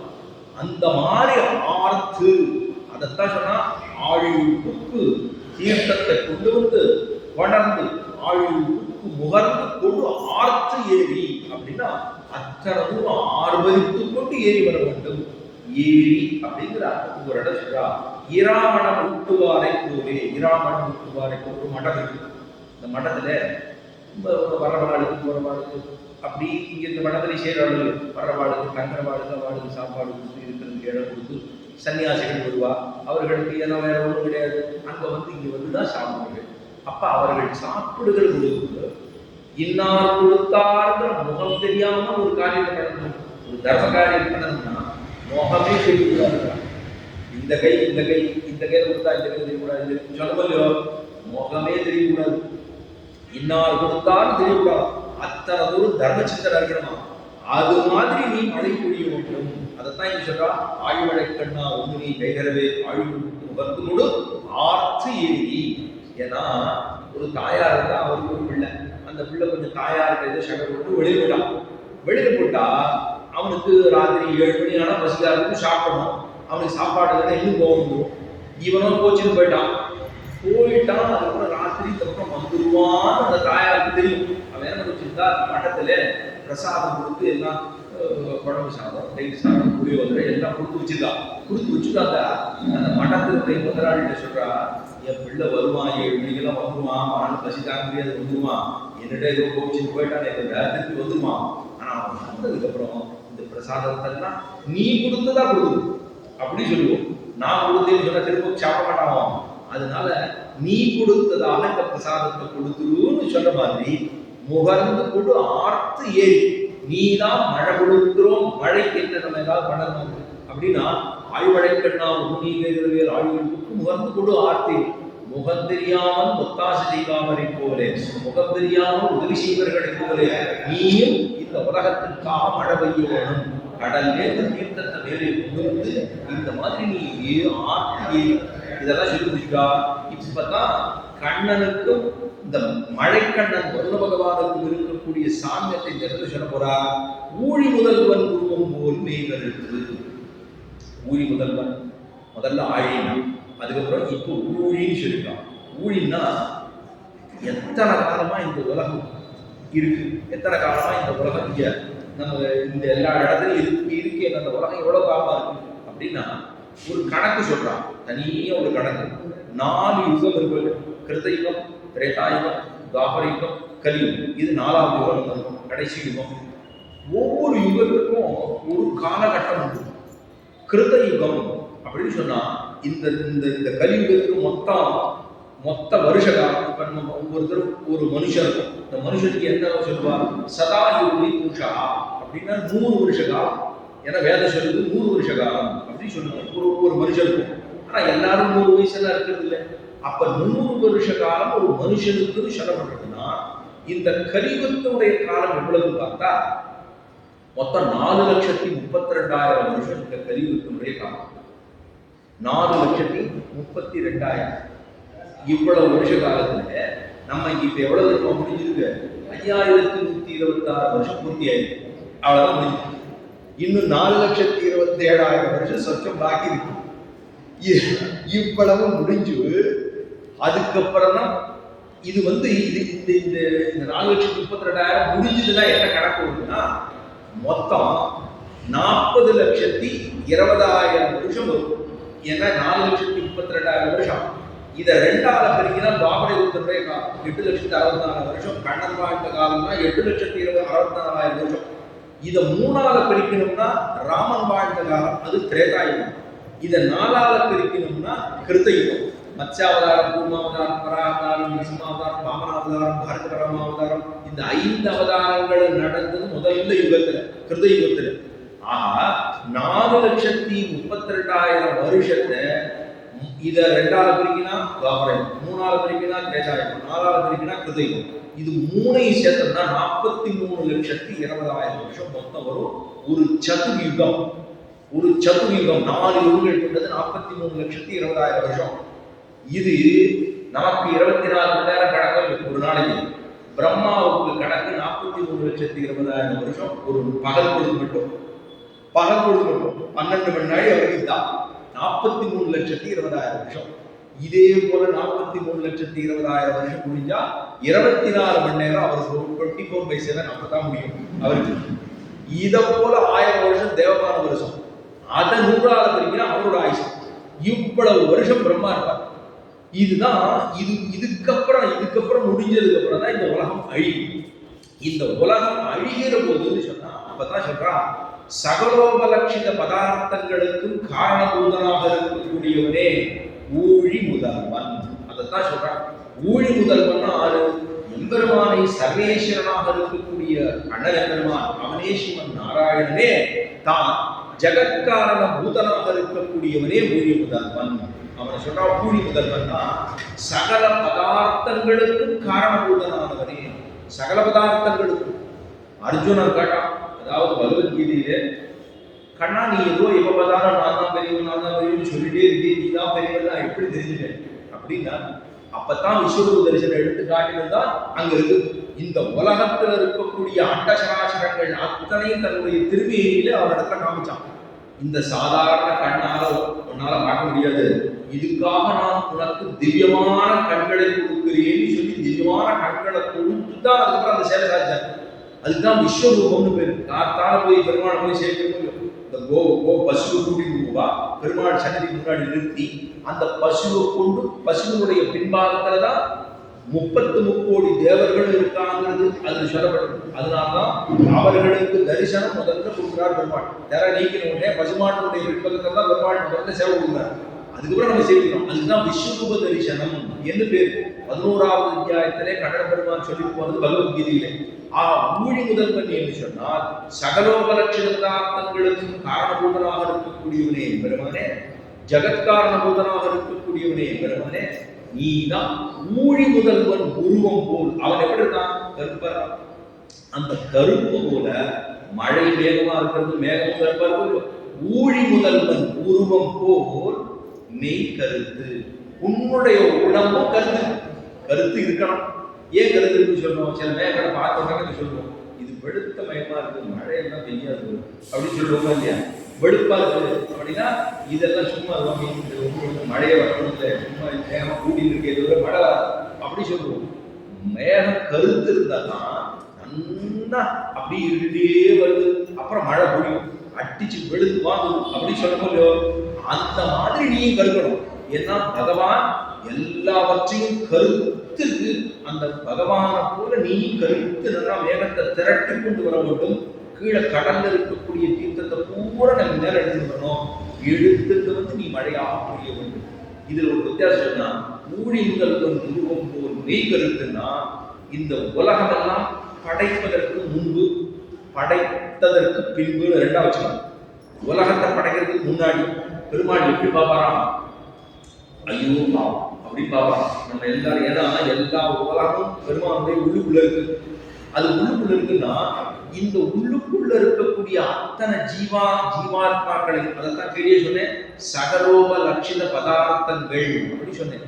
லட்சம் லட்சமா, ஆயிரம் ஆயிரமா, கோட்டி கோட்டியா ஜீவாத்மாக்கள் எல்லாம் இப்ப நம்ம இங்க இருக்கோம். இங்க இருக்குன்னா இங்க ஒரு 100 பேர் இருக்குன்னு சொல்லுங்களேன். இதுக்குள்ள இருக்கக்கூடிய ஒவ்வொருத்தருக்குள்ளேயும் ஆத்மா இருக்கா? இப்ப சரி 100 ஆத்மா மட்டும்தான் இங்க இருக்கா அப்படின்னா இல்ல, இன்னும் பல ஆத்மாக்கள் நமக்கு கண்ணிலே தெரியாம இருக்கு. அதுக்கு ஆத்ம புஞ்சங்கள் பேரு. அது நிறைய இருக்கு. ஏன்? ஒரு ஈவே இருக்காரு, ஈக்குள்ளே ஒரு ஆத்மா இல்ல, ஒரு கொசுக்குள்ள அதுக்குள்ளே ஒரு ஆத்மா இல்ல. நம்ம இத்தனை 100 பேருக்குள்ள இருக்க 100 ஆத்மாக்கா இங்க இருக்குன்னு சொல்ல முடியாது. இந்த உள்ளுக்குள்ளே பல பதார்த்தங்கள், பூதங்கள்னு சொன்னா சின்ன சின்ன உயிரினங்கள் பல இருக்கு உள்ள. அதுக்குள்ளேயும் ஒவ்வொன்றுக்குள்ளேயும் எம்பெருமான் உரைத்து கிடக்கிறான். அது என்ன பாவதுன்னா, அது அந்த ஈயா பிறந்ததோ, ஈஸ்வரா பிறந்ததோ, அது எருகா பிறந்ததோ, இல்லை மரமட்டையா பிறந்ததோ, கம்பளி பூச்சியா பிறந்ததோ தெரியாது. ஸ்தாவரங்களுக்குள்ளே பெருமான் உரைத்து கிடக்கிறான். அதனாலதான் சொன்னார் சகலோபலட்சித பதார்த்தங்கள் அப்படி சொன்னான். ஒரு பிராணி பாக்கியில அத்தனை கூட உரைத்து கிடக்கிறான், எம்பெருமான் இருக்கான். அப்ப அதெல்லாம் அதாவது இந்த உலகத்தை படைப்பதற்கு பின்பு, படைப்பதற்கு முன்புன்னு சொன்னா பெருமாள் நம்ம எல்லாரும் ஒவ்வொருத்தரையும் ரொம்ப அறிவும், இவன் அடுத்த ஜென்மா என்னவாக பிறக்க வேண்டும் அப்படின்னு பகவானுக்கு ஒரு வருத்தம் ஏற்படுவான். ஏன்னா நம்மள பிறப்பிப்பதுல பெருமாளுக்கு ஒரு விதத்துல ஆனந்தம் ஏற்பட்டான். ஏன்னா பிறந்தாதான் பாவம் போக முடியும். ஒரு காரணம் என்ன? நம்ம பிறப்பதினால் தான் நம்முடைய பாவங்கள் போகும். பாவம் மாத்திரம் இல்ல, புண்ணியங்களும் போகும். என்னது புண்ணியங்கள் போகும்னு சொல்றீரு, தப்பா சொல்றீரோ அப்படின்னா இல்ல, பாவங்களும் போக வேண்டும், புண்ணியங்களும் போக வேண்டும். என்னது? புண்ணியம் போயிட்டா, புண்ணியம் போனாதான் நம்ம சொர்க்கத்துக்கு போக மாட்டோம். சொர்க்கத்துக்கு போயிட்டா என்ன சொன்னேன், கீழே இங்கதான் வந்து வரணும்னு சொல்லியிருக்கேன். சொர்க்கத்துக்கு போறதுங்கிறது ஃபைனல் டெஸ்டினேஷன் இல்லை, அது கடைசியான இடம் இல்லை, அது ஒரு டெம்பரவரி தான். புண்ணியத்தினுடைய பலத்தை நான் அனுபவிக்க வேண்டும் ஆசைப்பட்டால் ஸ்வர்க்கத்துக்கு போயிடுவேன். ஸ்வர்க்கத்துக்கு பிற்பாடு திரும்ப இங்குதான் வந்தாக வேண்டும். அதனால நான் அதுக்கு போறதுக்கு ஆசைப்படுறேன். அதுதான் கீழே சொன்னேன், ஜோதிட்டோமேன ஸ்வர்காமே ஜேதாரு, ஜோதிட்டோமையாக சொர்க்கத்துக்கு போயிடலாம் அப்படின்னு சொல்றாலும் அது நமக்கு தேவையில்லையே. இந்த பெருமாள் நம்மளை பார்த்துட்டு சகலோபலட்சித பதார்த்தங்களுக்கு காரணமாக இருக்கக்கூடிய பெருமாள் நம்மளை பார்த்து, ஐயோ இவன் எங்க போய் என்னவா பிறந்து போறானோ, இவருடைய பாவங்கள் எப்படி, இதுக்காக போய் எங்க போய் பிறந்து போறானோ, ஐயோ ஒரு பார்வை பாப்பாரோ இல்லையோ, அந்த மாதிரி நீ எங்களை பார்த்து எங்களுக்கு நீ நல்லா அனுகிரகம் பண்ண வேண்டும். ஆனா பிறந்ததுக்கு அப்புறம் பெருமாள் ஒரு மாதிரி பார்ப்பார். என்ன பார்ப்பார் அப்படின்னா, நான் இவனை பாவத்தை போட்டிருக்கா இங்க அஞ்சேன், இவன் மேல இன்னும் பாவம் பண்ணிருக்கான் அப்படின்னு பார்த்துட்டாருன்னா நம்ம மேல கோவம் தானே. பெருமாள் நம்மளை சிருஷ்டிப்பதற்கு முன்பாக நம்மை பார்க்கிறானே, அதுபோல பார்க்க வேண்டும். பஞ்சஞ்ச தேவனே நீ சிருஷ்டித்த பிற்பாடு என்ன பெருமாள் பார்த்தாருன்னா நான் பண்ற பாவத்தை பார்த்து பெருமாள் நோதான் வரும். அந்த மாதிரி நீ பார்க்கறாதே, பார்த்துட்டேன்னா நீ மழை பெய்ய போறது இல்லை. அதனாலதான் சொன்னா ஊழி முதல்வன் உருவம் போல் மெய்கருத்து. இதெல்லாம் இருந்தாலும் பர்ஜன்ய தேவனுக்கு எம்பெருமானுக்கு ஒப்பு சொன்னாலுமே கூட பர்ஜன்ய தேவனிடத்தில் நீர்மை இருக்கா? உன்னிடத்துல நீர்மை இருக்கு. பெருமாள்கிட்ட நீர்மைன்னா இறக்க குணம், இரக்கமான குணம். நம்மளை பார்த்து பெருமாள் ஒரு கிருப்பை, நமக்கு பெற்ற கிருப்பையில தான் நம்ம வாழ்ந்தோம். நம்ம இன்னைக்கு வாழணும்னு சொன்னா யார் காரணம்? எம்பெருமான் தான் காரணம். சரி, எம்பெருமான் காரணம் நேரடியாக சொல்லிடுவாங்க. தாய் தோப்பனார் தான். தாய் தோப்பனார் அவர்கள் கொடுத்த சரீரத்தை கொண்டுதானே நம்ம இவ்வளவு தூரம் நம்ம பெருமாளை சேவிச்சுட்டு இருக்கோம். அவர்கள் கொடுத்த பக்தியாலும் நம்ம பெருமாளை செய்கிறோம். அவர்கள் கொடுத்த வழிநரம்பெல்லாம் நம்ம பெருமாளை செய்கிறோம். அப்ப இவ்வளவும் நமக்கு நேரடியாக கொடுத்தவர்கள் தாய் தந்தையர்கள். அதுக்கு மேல அவர்களுடைய தாய் தந்தையர்கள் எல்லாத்தையும் போய் சேர்ந்ததுன்னா நேர போய் எம்பெருமானுடைய திருவடிகளிலே சேரும். அப்படி பார்த்தோம்னா பெருமாளுக்கு நீர்மை உண்டு, பர்ஜன்ய தேவனுக்கு நீர்மை உண்டு. ஆனா பர்ஜன்ய தேவா உனக்கு ஒண்ணு இல்லை, அது பெருமாட்டே இருக்கு. என்ன தெரியுமா? நீ மழை பொழிந்து விட்டால் உன்னுடைய கருப்பு வெளுத்துவிடும். ஆனா பகவானிடத்துல எலிகான அவருடைய நீர்மைன்னு சொல்லப்படுகிற இறக்கப்படும் எலிகான அது ஒரு நாளைக்கு கரைஞ்சி சொல்ல முடியுமா? உன்னிடத்துல மேகம் இருக்கு, மேகத்திலேருந்து மழை பொழிந்து வெளுத்து வச்சிருக்கு. ஆனா பகவான் கருப்பா இருக்கான், அவனிடத்துல இறக்க குணம் இருக்கு. ஆனா அவன் இறக்க குணத்தை ஒருத்தர் மேல கொடுத்துட்டானா அடுத்தவர் மேல இறக்க குணத்தை கொடுக்கறதுக்கு அவருக்கு இல்லையே சொல்ல முடியுமா? எப்போதுமே இறக்க குணம் இருந்துட்டே தானே இருக்கு. இதுதான் உனக்கும் அவனுக்கும் இருக்கக்கூடிய வேறுபாடு. ஊழி முதல்வன் உருவம் போல் நிகழ்த்து பாழி அம் தோன்றுடைய பத்மநாபன் கையும். பாழி அப்படின்னு சொன்னா வலியன்னு அர்த்தம். அம் அப்படின்னு சொன்னா அழகியன்னு அர்த்தம். பாழினா வலியன், வலியன்னா ஸ்ட்ராங். அதே போல அம் அப்படின்னா அழகிய. ரெண்டு இருக்கு. வலியன்னு சொன்னா பெருமாளுடைய தோலை சொல்றாரு. ஏன்னா இப்ப ரெண்டு பேருக்கும் ஒற்று நோக்கி ஒப்புமை சொல்லியிருக்காங்க. அப்ப பெருமாளை உன்னுடைய தோல்ல வலிமை இருக்கு. வலிமை இருந்தா நீ நம்மை ரட்சிப்பாய். ஏன்னா நம்மள்ட்ட ஒரு என்னுடைய ஆத்துக்காரோட போறோம். பர்த்தா பத்தினி ரெண்டு பேரும் போனா அவளோட போனா 6 பெண்களோ 6 வரமாட்டான். ஏன்? புருஷன் பக்கத்துல இருக்கான், வலியவனா இருக்கான், அதனால வரமாட்டான். தனியா போட்டோம்னா நம்மள ஆளும் கொல்ல பண்றதுக்கு கூட வாய்ப்பு உண்டு. ஆனா பகவான் சொல்லப்படுகிற புருஷனாக புருஷோத்தமனாக இருக்கக்கூடிய எம்பெருமான் நம்மளை எல்லாம் ரட்சிப்பதற்காக வலிமையான தோல் கொண்டுள்ளான். அப்படின்னா பாழி அம்பொருளான். அது அழகாகவும். ஏன்னா அந்த புருஷனாக லோகத்தில் இருக்கக்கூடியவன் கூட வந்ததுனால வலிமையாக இருக்கிறான். பக்கத்தில் ஆர்வம் தொந்தரவு பண்ண மாட்டேங்கிறான். அதே போல அவன் அழகாகவும் இருக்கிறபடினாலே நமக்கு போக்கியதையை கொடுக்கிறான். நமக்கு போக்கியத்தை கொடுக்கிறவனும் புருஷன் தான், நம்மை காத்து கொடுப்பவனும் புருஷன் தான். இது லோகத்தில் இருக்கக்கூடிய புருஷனாக இருந்தாலும் புருஷோத்தமனாக இருக்கக்கூடியவன் இவன் ஒரு பெண்ணை தான் பார்க்க முடியும், அவருடைய பத்தினி மட்டும் தான் பார்க்க முடியும். ஆனா உலகத்தில் இருக்கக்கூடிய உலகத்துக்கே சொத்தாக இந்த ஜெகத்காரண பூதனாக இருக்கக்கூடிய பெருமாள் இருக்கானே, அவனுக்கு நம்ம எல்லாரும் ஆறு பத்திரிமார்கள், நம்ம அத்தனை பேர் பத்திரிமார்கள் தான். அப்ப அவருடைய தோல் வலிமையினாலே நம்மை ரட்சித்துக் கொடுக்கிறார். அவருடைய தோளிலே இருக்கக்கூடிய அழகினாலே நமக்கு போக்கியதையை கொடுக்கிறார். நம்ம எல்லாரையும் ரட்சித்துக் கொடுக்கிறார். ஒண்ணு போக்கியதை, மற்றொன்று வலிமை, ரட்சகத்துவம். இது ரெண்டு இருக்கிறதுனால ஆழியின் தோளுடைய பத்மநாபன் கையில் பத்மநாபன்னா குந்தி கமலத்திலிருந்து பிரம்மா வராது. பத்மநாபன், பத்மம்னா தாமரை புஷ்பம், நாபன் அப்படின்னா தொப்புள். இந்த தொப்புள் தாமரை தோற்றுகிறது. அந்த தாமரையிலே பிரம்மா இருக்காங்க அப்படின்னு சொன்னா பத்மநாபன். அதுக்காக பெருமாளுக்கு பேரு பத்மநாபன் அப்படின்னு அனந்தபுரா சுவாமி திருவனந்தபுரத்துல. இங்க நாபி கமலத்திலிருந்து நாடங்கள் வழியாக ஒரு தாமரை, அந்த தாமரையில பிரம்மா இருக்காங்க, அதனால பத்மநாபன். இந்த பத்மநாபன் கையில் ஆழிபோல் மின்னி, அந்த கையில என்ன பண்றதுக்காக சக்கரம் வச்சிருக்காங்க. பெருமாள் சக்கரம் வச்சிருக்கா. சரி, எதுக்கு சக்கரம் வச்சிருக்காருன்னா பெருமாளோட முதல் குழந்தை பிரம்மா தான். பெருமாளுடைய நாபி கமலத்திலிருந்து பிரம்மா தானே முதல்ல தோற்றார். அந்த பிரம்மா தான் முதல் குழந்தை. இந்த முதல் குழந்தைய ரட்சிக்கணும், அதுக்காக சக்கரம் வச்சிருக்காங்க. இந்த குழந்தைய இங்கேருந்து தோற்றம் பண்ணிட்டு பக்கத்துல அந்த குழந்தைய ரட்சிப்பதற்காக சக்கர தாழ்வான பிடிச்சிருக்கான். ஆழி போல் மின்னி, ஆழின்னா சக்கரம், ஆழி போல் மின்னி வலம்புரி போல் நின்றது. பாஞ்சசன்யமும் வைத்துக் கொண்டிருக்கிறான். சங்கு சக்கரம் ரெண்டு வச்சிருக்காரு. வலம்புரி போல் நின்னது இருந்துன்னா பாஞ்சசன்யத்தாழ்வான் போலே அதிர வேண்டும் அப்படின்னா, இந்த அதிர்தல் அப்படின்னா என்னன்னா, மகாபாரதத்தின் போது முதல்ல எடுத்து பெருமான் சங்கத்தை எடுத்து ஊதுகிறான். ச கோஷோ தாஷ்டிராணா ஹிருதயானி யதாதயது அப்படின்னு இந்த சங்கத்தை பாஞ்சஜன்ய ஆழ்வார் எடுத்து ஊதின போது துரியோதனர்களுக்கெல்லாம் மனசெல்லாம் உருத்து போச்சுன்னா பயம். நேதிக்கு சொல்லிட்டு 11 அக்ஷயமணி சைன்யம் இருந்தாலுமே கூட பலம் பொழுது துர்பலம் ஹீனம், அந்த அவர்களுக்கு பலம் என்று இல்லை, அதனால அவர்களுக்கு உருத்து போச்சு. சக்தி நிறைய இருந்தா நல்லா இருக்க வேண்டியதானே, ஆனா இல்லையே. இதே பாஞ்சசங்கம் சங்கம் என்னவோ ஒண்ணுதான். இந்த சங்கத்தை ஊதின உடனே அவளுக்கு ஆனந்தமா இருக்கு, பாண்டவர்களுக்கு. இவர்களுக்கு கட்டமா இருக்கு. ஏன்? அனுகூலர்களாக இருந்தார். கண்டன பெருமாள் கூட இருக்கான்.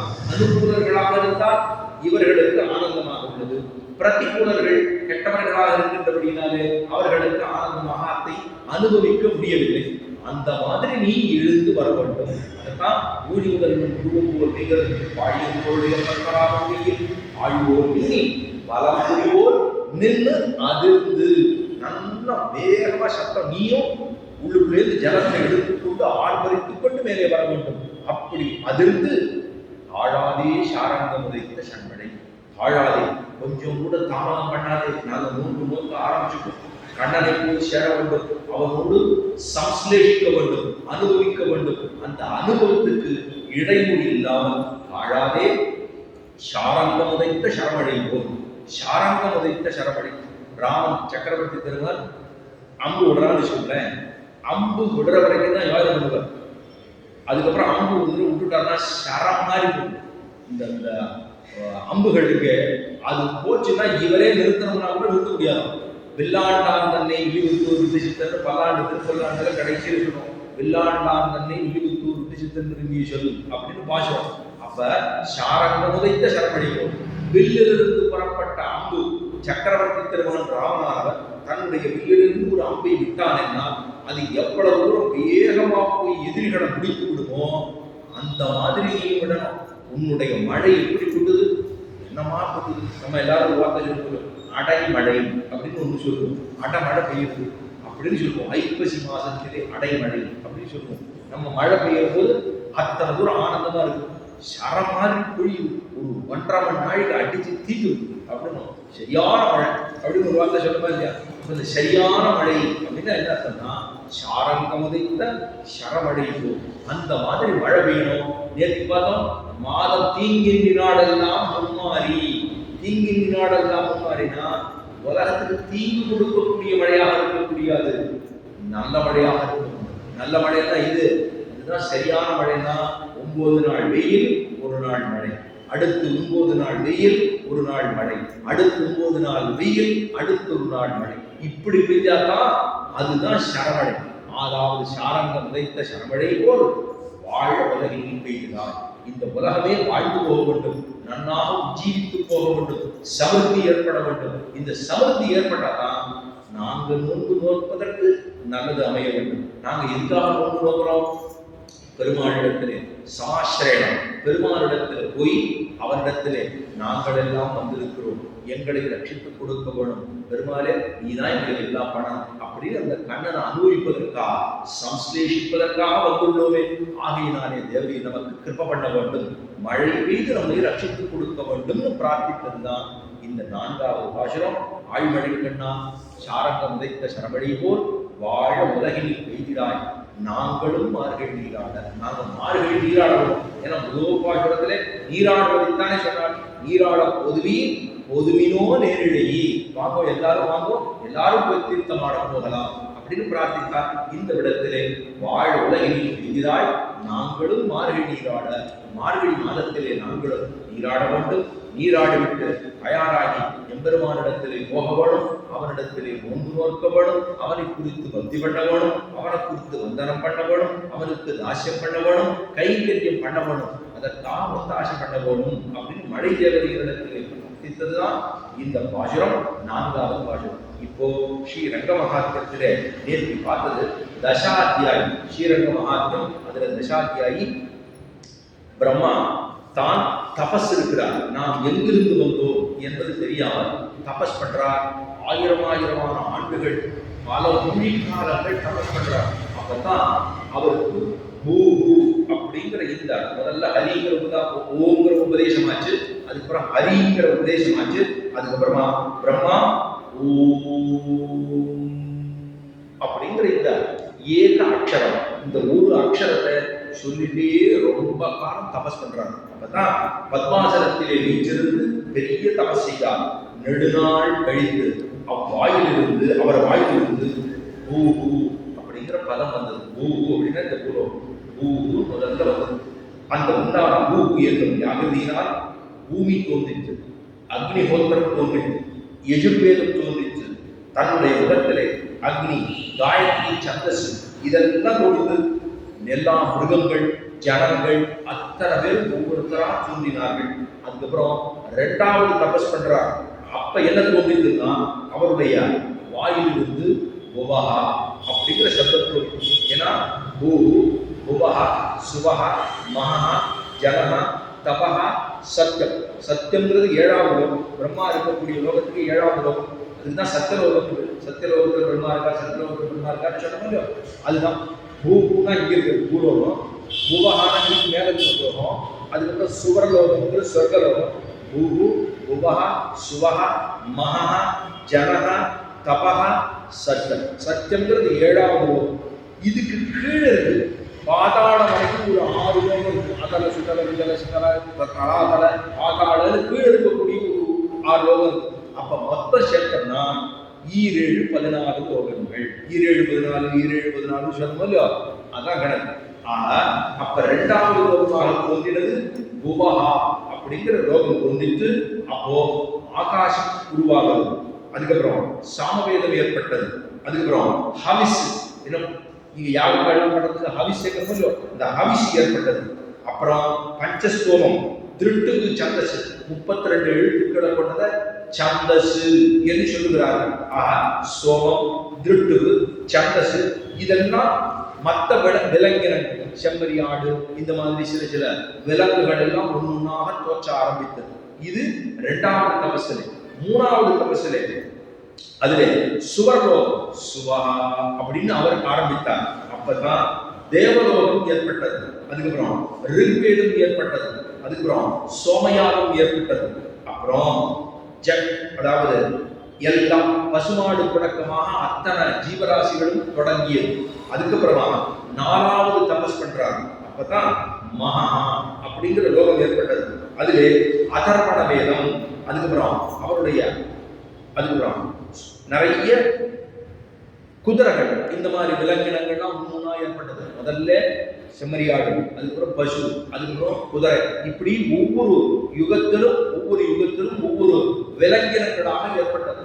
இதுக்கப்புறம் அவருடைய பகவானுடைய காதுகள்லேருந்து யார் வந்தா, மது கைத்தவர்கள் அப்படின்னு சொல்லப்படுகிற ராட்சசா என்ன பண்ணுறா, பிரம்மாவிட்டேந்து இதை தூக்கி விட்டான். அதாவது வேதங்களை அபகரித்துக் கொண்டார்கள். சொல்றார், உடனே பகவானுடைய காதுகளிலிருந்து மது கைட்டவர்கள், மது கைட்டவர் அப்படின்னு 2 ராட்சசால் உண்டாகி பிரம்மாவிடம் இருந்த வேதங்களை அபகரித்துக் கொண்டு, வேதத்தை அபகாரம் பண்ணிட்டு சமுத்திரத்திலே மறைந்து போனார்கள். மது கைட்டவர்கள் 2 ராட்சசா அவ புறப்பட்டான். அவர்கள் போனவிடம் தெரியாம இவர் தேடிட்டே இருந்தார், எங்க போச்சு வேதம், எங்க போச்சு. ஏன்னா வேதம் இல்லை என்றால் இவராலே சிருஷ்டியே பண்ண முடியாது, பிரம்மாவால சிருஷ்டி பண்ண முடியாது.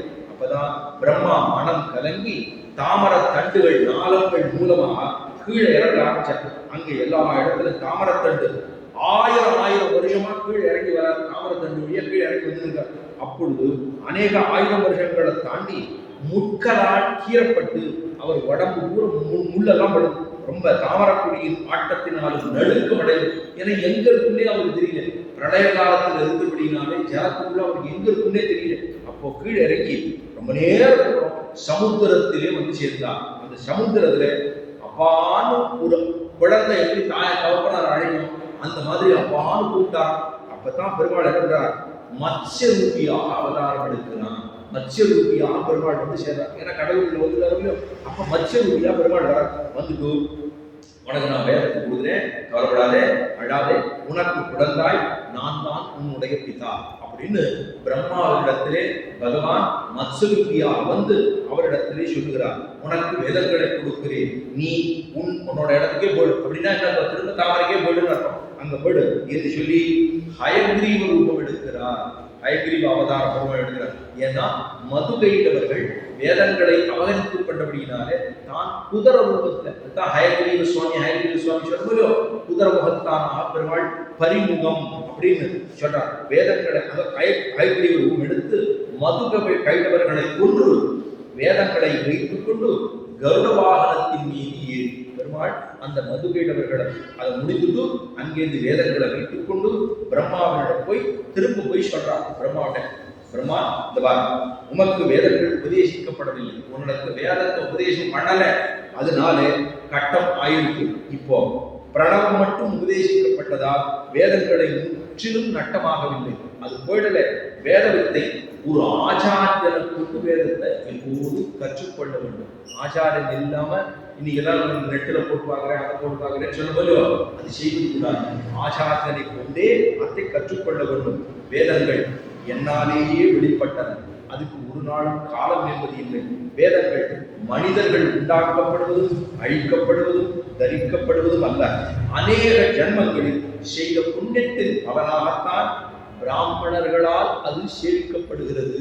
அதனாலதான் சொல்றா வேதங்களை செய்வது திரைவர்ணிகர்களுக்கு அதிகாரம் உண்டுன்னு சொன்னான். 3 வர்ணங்களுக்கு அதுக்கு அதிகாரம் உண்டு. பிராமண கத்திரிய வைசியவர்களுக்கு அது உண்டு.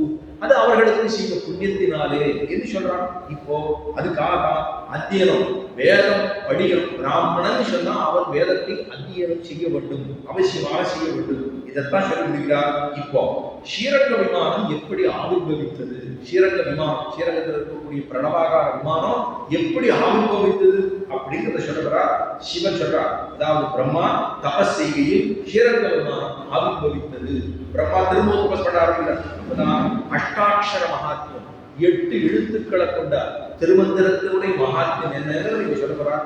சிவன் சொல்றார், பிரம்மா பூதங்களையும் 14 லோகங்களையும் சிருஷ்டித்து சத்தியலோகத்திலே இருக்கிற பொழுது பிரம்மா 14 லோகத்தை சிருஷ்டி பண்ணிட்டு சத்தியலோகத்தில் இருக்கார். அப்ப தேவதைகளையும் வரலாறுகளையும் மகான்களுக்கு கூட கர்மம் போகாரோகத்தால் அழிவதையும் ஐஸ்வர்யத்திற்கும் தன்னுடைய பதவிக்கும் கூட அழிவு உண்டாகும் என்பதையும் வேதங்களிலிருந்தே தெரிந்து கொள்ள வேண்டும். அப்படின்னா தேவதைகள் ஆறாறு எப்படி தோற்றினாங்கிற விஷயத்தையும், அதுக்கப்புறம் மகான்களுக்கு கூட, மகான்கள் அப்படின்னா பெரிய பெரிய ரிஷிகளுக்கு கூட, விஸ்வாமித்திரர் பார்த்தாலே தெரியும், அவர் ரிஷின்னு சொன்னா கூட அவர் எவ்வளவு தூரம் ஸ்திரீ போகத்துக்கு ஆட்பட்டு எங்கெங்கெல்லாம் கட்டப்பட்டார், ஸ்ரீலோகனா இங்கே ஆளைஞ்சாலும் நம்ம பார்க்க முடியும். அது அவருக்கு பெரிய மகானா இருந்தா கூட அவர்களுக்கு அந்த கட்டம் வந்து அப்படி நடப்பதையும் சரி. அதுக்கு மேல ஐஸ்வர்யம்னா நம்மகிட்ட இருக்க காசு பணம், இந்த காசு பணங்களினாலே ஏற்படக்கூடிய அகங்காரங்கள் ஏற்படுறது, அதனால சில கோளாறுகள் எல்லாம் ஏற்படுகின்றன. இதெல்லாம் நடக்கிறது இல்லையோ, இதெல்லாம் வேதத்திலிருந்து இவ்வளவு விஷயங்களை சொல்லப்பட்டிருக்கு. இதெல்லாம் தெரிந்து கொண்டு ஸ்ரீராமதிக்கு சென்று விஷ்ணுவை குறித்து திரும்பவும் ஒரு மனவாள் தபஸ் பண்றார்.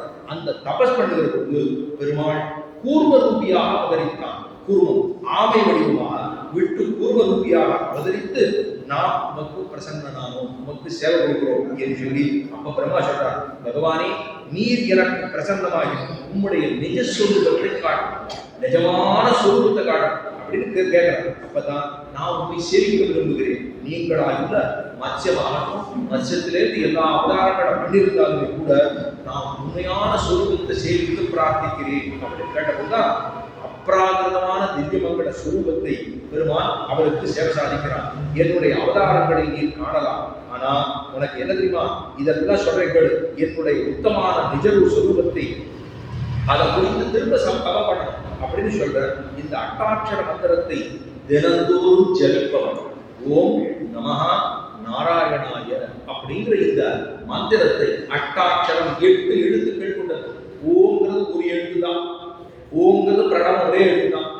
நமஹா ந 2 எழுத்து, அதுக்கப்புறம் ந ரா ய நா ய 5 எழுத்து, 5 எழுத்து. அப்ப அந்த அட்டாட்சரத்தை ஜபிப்பதன் மூலமாக யாரெல்லாம் செய்கிறாளோ அவர்களுக்கு அந்த மந்திரத்துக்கு சமமான மந்திரமே இல்லை.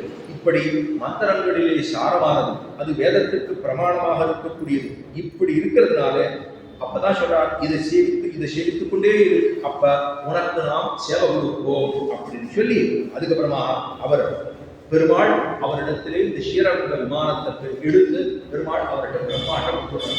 இதை நீ சேவை செய்து கொண்டு இரு, இதுக்கு நீ ஆராதனம் செய்து கொண்டு இரு அப்படின்னு இந்த ஸ்ரீரங்க விமானத்தை இழுத்து கொடுத்து அவரிடத்துல கொடுக்கிறார், பிரம்மாண்டம் கொடுக்கிறார். இவ்வளவு நாள் தபஸ் பண்ணி வேதத்தை பெற்று பிரணவத்தை பெற்று அதுக்கப்புறமா இந்த லோகத்தை எல்லாம் சுட்டி பண்ணி யாராருக்கு புண்ணியபாவ கர்மத்தின் வசையாக என்னவெல்லாம் நடக்கும் என்பதை தெரிந்து கொண்டு இந்த சிருஷ்டிக்கு என்ன பேருன்னா வியக்தி சிருஷ்டி அப்படின்னு பேரு. வியக்தி அப்படின்னா இந்த லோகத்தை எல்லாம் படைக்கிறது பிரம்மா படைக்கிறார். அந்த படைப்பு தொழிலேயே முதல்ல இதுக்கு முன்னாடி ஒரு படைப்பு இருக்கு. அந்த படைப்புக்கு என்ன பேருன்னா அதுக்கு ஜகத்காரணத்தை உண்டாக்கக்கூடிய சமஷ்டி சிருஷ்டின்னு பேரு. ரெண்டு விதமான சிருஷ்டி. ஒன்னும் சமஷ்டி சிருஷ்டி. சமஷ்டி என்று சொன்னால் இந்த உலகத்துல பஞ்சபூதங்களை ஏற்படுத்தி, பஞ்சபூதங்கள் பஞ்ச தன்மாத்திரங்கள் சப்த ஸ்பரிச ரூப ரச கந்தங்கள் ஆங்கார மகாரங்கள் மகான், இது மூல பிரகிருதி, இதெல்லாம் ஏற்பாடு பண்ற சிருஷ்டிக்கு முதல் சிருஷ்டி.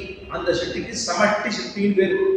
அதுக்கப்புறம் ரெண்டாவது பிரம்மாவிடத்துல சில சிருஷ்டியை கொடுக்குறார்களோ அதுக்குதான் வியக்தி சிருஷ்டின்னு பேரு. ரெண்டு விதமான சிருஷ்டியில சமஷ்டி சிருஷ்டி பெருமாள் பண்ணுறார்.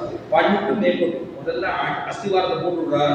போட்டுட்டு இந்த இதுக்கு மேல நீ கட்டிப்போம். அஸ்திவாரம் போடுறது கட்டமா இருக்கும். அதுக்கப்புறம் வேகமா ஓடி போடும். அதுக்கப்புறம் திரும்ப கடைசியில எல்லாம் பினிஷிங் பண்ற போது நம்ம காசு பூரா இழுத்துரும், நல்லா இழுத்துரும். அது நமக்கு தெரியவே தெரியாது. அஸ்திவாரம் முதல்ல போட்டுருவோம், போட்டுட்டு இன்னொருத்தரை கொடுத்துருவோம். நீ பண்ணா ரெண்டு வந்துடும், ஒட்டு போட்டுவா எல்லாம் முடிஞ்சிடும். அதுக்கப்புறம் கடைசியா பினிஷிங் பண்றதுக்குள்ள அவர் வந்து நம்மள்ட்ட கேட்பார், பாருங்கோ இதுக்கு அடிக்கணும், அதுக்கு அடிக்கணும், இங்க அடிக்கணும், அங்க அடிக்கணும், வெள்ளை அடிக்கணும், அதை பண்ணணும், இதை பண்ணணும். காசு எங்கிருந்து எப்படி போகும்னே தெரியாது. அசையாம சாப்பிடும், நம்ம பணத்தை பூரா சாப்பிட்டு போயிடும். அது போலத்தான் மேல மேற்கொண்டு படைக்க சொல்லி அவரிடத்திலே கொடுத்தான். இதெல்லாம் நடந்து கிடைச்சு தபஸ் பண்ணி அவரிடத்திலே ஸ்ரீரங்க விமானத்தை கொடுத்தான். பிரணவ ஆகார விமானமாக இருக்கக்கூடிய ஸ்ரீரங்க விமானம் அவ்வளவு பெருவருக்கக்கூடியது. ஸ்ரீரங்கத்திலே ஒரு நாள் வாழ்ந்தால் அவனுக்கு நரகமில்லை என்று சொல்லப்படுகிறது.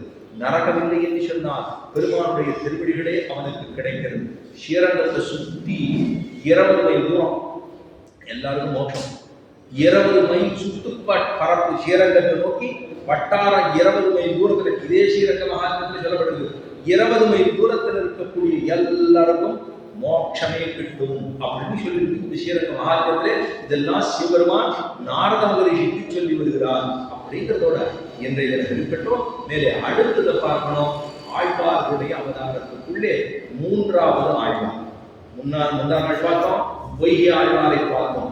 காஞ்சிபுரத்திலே ஒரு பொய்கையிலே அவர் அவதரித்தார். ஆருடைய அம்சமாக பாஞ்சசன்யம் என்று சொல்லப்படுகிற அந்த சங்கத்தினுடைய அம்சமாக அவதரித்திருந்தார். நேற்று உத்தர பார்த்தோம், பூதத்தாழ்வார் குறுக்கத்தி பூவிலே அவர் அவதரித்திருந்தது கதையுடைய அம்சமாக. அவர் திருக்கடன் மல்லைங்கிற திவ்ய கஷேத்திரத்திலே அவதரித்திருந்தார். மகாபலிபுரம்னு சொல்லியிருந்தோம். மகாபலிபுரம்னா எல்லாருக்கும் பிரசித்தமா தெரியும். திருக்கடன் மல்லைன்னு சொன்னா தெரியாது. இந்த திருக்கடன் மல்லைங்கிறது தான் ஆழ்வார் பாசுரத்தில் சொல்லப்பட்டார். இது 2வது ஆழ்வார். 3வது ஆழ்வார் இன்னைக்கு நம்ம பார்க்க போது பேயாழ்வார் அப்படிங்கிறவர். இவர் எங்கே அவதரித்தார் அப்படின்னு பார்த்தா சென்னப்பட்டணத்தில் இருக்கக்கூடிய மயிலாப்பூர், மயிலை அப்படின்னு சொல்லும்போது அந்த மயிலாப்பூர்ல அவதாரம் பண்ணவர் தான். அங்கதான் ஆதிகேசவ பெருமாளுடைய சந்நிதி இருக்கு. அந்த சந்நிதியில ஒரு கிணறு இருக்கு, இன்னைக்கு இருக்கு. அந்த கிணத்துக்குள்ள அவதாரம் பண்ணவர் தான் இந்த பேயாழ்வார். 3 ஆழ்வாரை பார்க்கிறோம். ஒருத்தர் பொய்கையிலே தாமரை தடாகத்திலே, ஒருத்தர் குறுக்கத்தி பூவிலே, ஒருத்தர் கேணியுள்ளே. இவாளுக்கெல்லாம் மாதா பிதாவுடைய கர்ப்ப சம்பந்தம் உண்டா? இல்லை. இவ ஆறு. இந்த ஆழ்வார் இருக்காரே பேயாழ்வார், இவர் பகவானுடைய வாழ் இந்த வாழ் போலியோ, கத்தி மாதிரி வாழ் மாதிரி போலியோ, அந்த வாளுடைய அம்சமாக பிறந்தவர் தான் இந்த ஆழ்வார். முதல் ஆழ்வார் பாஞ்சசன்யத்தினுடைய, 2வது ஆழ்வார் கதை, பெருமாள் கதை வச்சிருக்காரு, அந்த கதையுடைய அம்சமாக. 3வது ஆழ்வார் பேயாழ்வார், இவர் பெருமானுடைய வாழ், அந்த வாளுடைய அம்சமாக பிறந்தவர் தான் மூணு பேர் எப்படி அவதாரம் பண்ணா? ஒருத்தர் ஐப்பசி மாசத்திலே ஓண திருநட்சத்திரம், திருவோணத்துல முதல்ல ஆழ்வார் பொய்கை ஆழ்வார், இரண்டாவது ஆழ்வார் பூதத்தாழ்வார். இந்த பூதத்தாழ்வார் ஐப்பசியிலே அவிட்ட நட்சத்திரத்திலே, அடுத்தது சதயம், சதயத்தில் அவதாரம் பண்ணவர் தான் இன்று, அதாவது பேயாழ்வார்னு சொல்லப்படுகிறதான ஐப்பசி கோணம் அவிட்டம் சதயவிலை ஒப்பிலமா நாள்கள் உலகத்தீ அப்படின்னு சொல்றான். இந்த மூணு திருநட்சத்திரமும் நம்ம அவளுக்கு உடனே ஒரு ஆனந்தம். இங்க ஐப்பசியில் போன திருவோணத்துல நான் பிறந்திருக்கேன், இந்த ஆழ்வாரோட அவதாரம். உடனே அடுத்து சொல்லுவார், அவிட்டத்துல பிறந்திருக்கேன், அது தவிட்டு பானை எல்லாம் எதுவும் சொல்றாளோ இல்லையோ அதுவும் சொல்லுவா. அது மாதிரி நான் இந்த ஆழ்வாருடைய அவதாரம். அடுத்தது சதய நட்சத்திரத்துல பிறந்திருக்கேன், திரும்ப மயிலாப்பூர்ல பிறந்ததான இந்த பேயாழ்வாருடைய அவதாரம். இந்த மூணு பேரும் அடுத்தடுத்த நாள் அவதாரம் பண்ணாங்க. துவாபர யுகத்திலே அடுத்தடுத்த நாள் ஓணம் அவிட்டம் சரி 3 நாள் அடுத்தடுத்த நாள் அவதாரம் பண்ணா. இவா 3 பேரும் ஒரு இடத்துல சந்திச்சுட்டான். 3 ஆழ்வாரும் திருக்கோவலூர் இருக்குல்ல, இங்க விழுப்புரம் பக்கத்துல திருக்கோவலூர், திருக்கோவலூர் தான். இந்த திருக்கோவலூர் பெருமாள் உலகளந்த பெருமாள், திருவிக்கிரமன் பெருமாள். அவர் பெருமாளுடைய வலது திருவடிகளை மேல தூக்கி இருப்பார். உலகத்தை அளந்தாரு அப்பா, அதான் பூமி உலகத்தை உத்தமன்னு சொல்றோம். அந்த பெருமாள் மேல தூக்கிட்டு இருக்கார் காலை. அங்கதான் அந்த இடத்துல ஒரு இப்படி வந்துட்டு இருக்காரு. ரொம்ப சத்த குணமாக இருக்கக்கூடியவர்கள் ஆழ்வார்களுக்கு நம்மளை போல கோபம்லாம் வராது, நம்மளை போல ரொம்ப எரிஞ்செறிஞ்சு விட மாட்டா, ஆரையும் கடிச்சிக்க மாட்டா, ஆரையும் வைய மாட்டா. அவளுக்கு பகவான மட்டும்தான் சிந்தனை பண்ணுவான், அவளுக்கு வேற தெரியாது. ஆழ்வார்கள் அப்படின்னா அர்த்தம் என்ன? ஆழ்வார்கள், ஆழ்ந்து பக்தி பண்ணக்கூடியவர்கள் ஆழ்வார்கள். பகவான மட்டுமே பக்தி பண்ணக்கூடியவர்கள் ஆழ்வார்கள். தன்னுடைய பக்தி இருக்க, இந்த பக்தியானது எம்பெருமான தவிர வேறு சிந்தனையே அவர்களுக்கு இல்லை. நமக்கு அப்படியா? இங்க ஒரு 1.25 மணி நாள் உட்கார்ந்துருக்கோம், 1.5 மணி நாள் உட்கார்ந்துருக்கும், பகவானை பத்தி ஆனந்தமா அனுபவிச்சிருக்கும். இங்கிருந்து வெளியில போன உடனே தொலைபேசியில கூப்பிடுவான், என்ன ஆச்சு, எங்க இருக்கு, என்ன வாங்கிட்டு வர சொன்னேன், இன்னும் காணவே அப்படின்னு சொல்லிட்டோம்னா இங்கிருந்து வெளியில போன உடனே சம்சாரம் புரிஞ்சுக்கும். சம்சாரமா உலகத்தை சொல்லு, பொதுவாக திரும்ப வேற ஏதாவது இருக்க வேண்டாம். சம்சாரமா இந்த உலகத்தை சொல்லுகிறோம், அது நம்மள பிடிச்சிக்கும். இன்னைக்கு இதை கொடுக்குறேன்னு சொன்னோம்ல, ஏன் வரவே இல்லை அப்படின்னு அடுத்தவர் கேட்பான். இப்படி நம்ம பார்த்தோம்னா இங்கிருந்து வெளியில போனோம்னா எல்லாம் பிடிச்சிருக்குதோ இல்லையோ, ஆனா ஆழ்வார்களுக்கு அந்த கவலையே இல்லை. பகவான மட்டுமே சிந்தனை. நாம பெருமாளை போய் பகவான சிந்தனை பண்ணணும்னு உட்கார்ந்தோம்னா நமக்கு இருக்கக்கூடிய அத்தனை கோளாறு பக்கத்திலே பூஜை பண்றதுக்காக பக்கத்துல இந்த கை தொலைபேசியை மட்டும் வச்சுக்கவே கூடாது. அதை என்ன பண்ணணும், அதை அமைதியா போட்டுட்டு ஓரமா ஒரு பொட்டிக்குள்ள வச்சுக்கணும்னா நம்ம வாட்டுக்கு பூஜை பண்ணலாம்.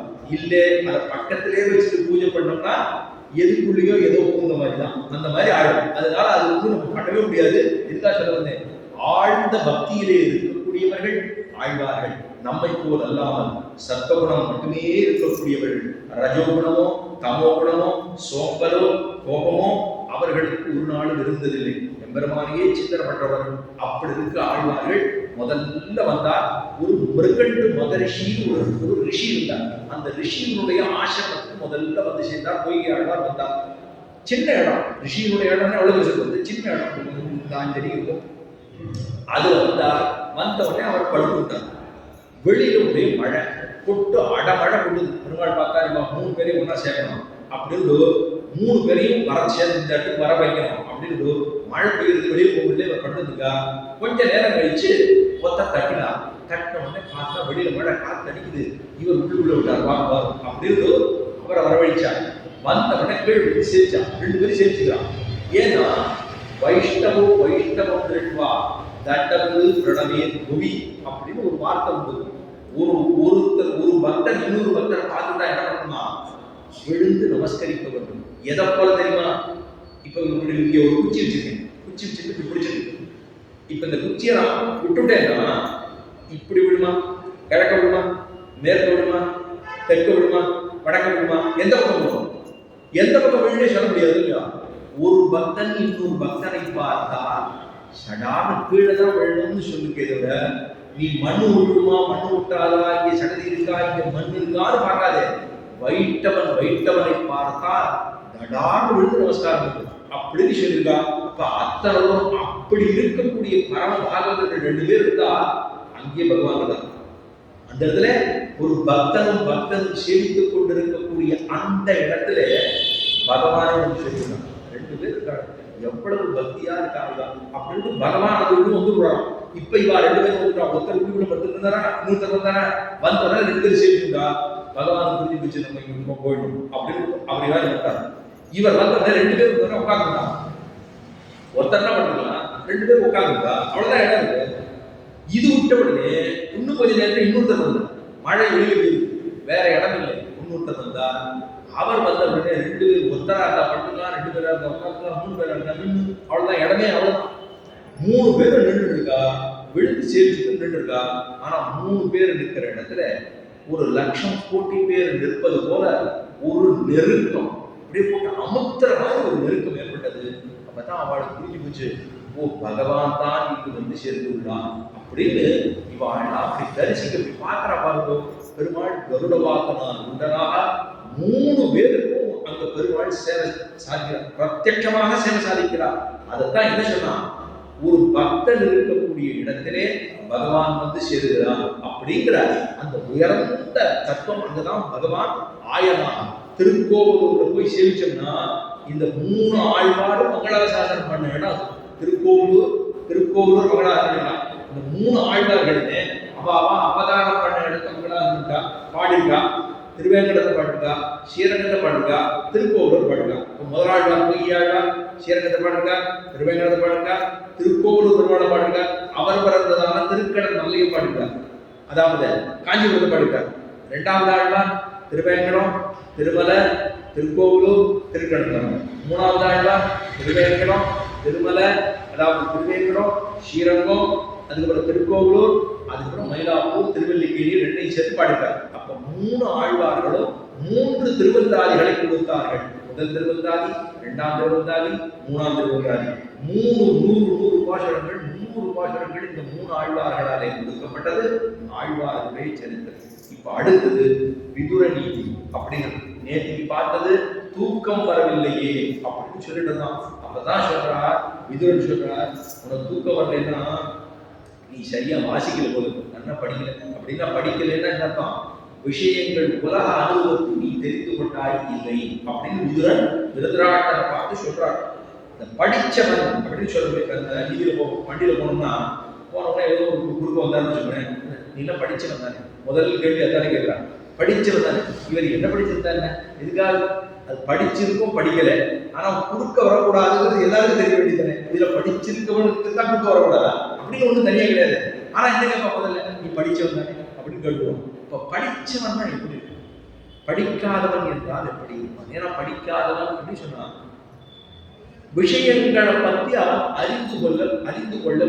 அறிந்து கொள்ளவில்லைன்னா அவருடைய சுபாவம் கொஞ்சம் வித்தியாசமா தான் இருக்கும். எங்கேஷ் செய்யலாம் பார்த்துக்கலாம் அப்படின்னா, பகவான் கண்ணன் கீதையிலே ஒரு வார்த்தை சொல்றார், வித்யா வினய சம்பன்னே பிராமணே கவிஹஸ்தினி சுனிச்சைத சுபாகேஷ பண்டிதா சமதரிசனா. பெருமாள் சொல்றார், ஒரு வித்வான் அப்படின்னா அவன் எப்படி இருக்கணும்னா, படிச்சவரை எப்படி பார்க்கிறாரோ அதே மாதிரி பாமரனையும் பார்க்கணும். ஒரு வித்வான்னா அவர் எப்படி இருக்கணும், வித்யா வினய சம்பன்னி. வித்வத்து இருக்கு, நம்ம இடத்துல படிப்பு இருக்கு அப்படின்னா கர்வத்தோட இருக்கக்கூடாது. எப்படி இருக்கணுமா, ஒரு படிச்சவனை இதை பார்க்கிறான்னா எப்படி பாப்பா, கற்றோரே காமுகம். படித்தவர்கள் ரொம்ப ஆசைப்படுவாங்க, இது ஒரு விஷயம். ஆனா அந்த படித்தவர்களை பார்க்கிற போது எப்படி ஆனந்தமா பார்க்கறியோ அதே போல படிக்காதவரிடத்திலும் நீ பழகணும். அப்பதான் நீ படிச்சவனே அர்த்தம். வேலைக்காரன் சொன்னா அவங்க ஒரு மாதிரி சொல்லுவாங்க, ஒண்ணுமே ஏதோ எலக்ட்ரிக் வேலை பண்ணவங்கன்னா அவங்க ஒரு மாதிரி பேசுறது, அவனிடத்துல ஒரு மாதிரி பேசுவோம், படிச்ச வாழ்க்கை வேற மாதிரி பேசுவோம். அப்ப வணிகம் பண்ற வாழ்க்கை ஒரு மாதிரி பேசுவோம், வேற ஒரு மாதிரி பேசுவோம். அப்ப படித்தவனாக இருந்தால் எப்படி பண்ணுவோம், எல்லாரையும் சமநோக்காக பார்க்க வேண்டும். இப்படி பார்க்கிற பார்வை எல்லாரையும் ஒன்ன பார்க்கக்கூடிய இந்த சுபாவம் பார்க்கணும். அவனை தான் பண்டிதன் சொல்றான். வித்யா வினய சம்பந்தம், வித்வத் இருக்கணும். வித்வத் இருந்தா வினயம் இருக்கணும். வினயம்னா அவரிடத்துல தாசியபாவம் இருக்க வேண்டும். எப்படி இருக்கும் அப்படின்னா, நெல் இருக்கு, நெல் நல்லா விளைஞ்சிருக்குன்னா அப்படி விளைஞ்சிருக்கும். அப்ப படிப்பு ஏற ஏற அப்படி கீழே இருக்கும். வரப்பா நின்றுதுன்னா மழை வந்துன்னா அடிச்சு வேரோட பிடிக்க போயிடும். அப்ப அது மாதிரி இருந்து பிரயோஜனம் இல்லை. வித்யா வினய சம்பன்னே பிராமணே கவிகஸ்திரி 4 கால் பிராணியா இருந்தாலும் ஒன்னா பார்க்கலாம். படிச்சவனா 4 கால் பிராணி எப்படி பார்க்குறேன், அது 2 கால் மனுஷனை பார்க்குறது. அப்ப வித்யா வணிக சம்பன்னே பிராமணே கவிகஸ்திரி சுனிச்சைவ சுபாகேச்ச, அப்படித்தான் ஒரு சுபாவம் இருக்க வேண்டும். பண்டிதாக சமதரிசினா, பண்டிதன் என்றால் சமமாக பார்க்க வேண்டிய சுபாவம் இருக்க வேண்டும். இப்பதான் குரு சொல்ல போறார், பண்டிதனாக நீ இல்லாதது போல தெரிகிறதே திருதராட்டா, நீ பண்டிதனா தெரியலையே, ஏன் உன் பிள்ளைக்கே வாழ்ச்சி நடக்குதுன்னு நினைக்கிறியா? உன்னோட தம்பி கூட பிறந்தவன் தானே பாண்டுகளோட பிள்ளை தானே இவாள் இடத்துல நீ சமமா பவிக்கவில்லை அப்படின்னா பண்டிதன் எப்படி இருக்கணும்னு சொல்றார். பண்டிதன் அவன் எப்படி இருப்பானா, பொறுமையா இருக்கணும். முதல்ல என்ன சொல்றார், பொறுமையாக இருக்க வேண்டும். திதீட்சா, அதான் சொல்றார் முதல்ல, திதீட்சா ரொம்ப பொறுமையை கடைபிடிப்பவனாக இருக்க வேண்டும். உன்னிடத்துல அது இருக்கிற மாதிரி தெரியல. ராவேளையில என்னை எழுப்பி கூட்டு சொல்லி பத்தியா, பொறுமை ராத்திரி கூட உனக்கு தூக்கம் வரலையே, என்ன தூக்கம் வராதுதான் எல்லாரும். இப்போ உனக்கு பொறுமையும் இல்லை. பொறுமை இல்லாததுனாலே கண்ணு மட்டும்தான் இல்லைன்னு நினைச்சேன். ஆனா உனக்கு ஆத்ம கண்ணும் இல்லை.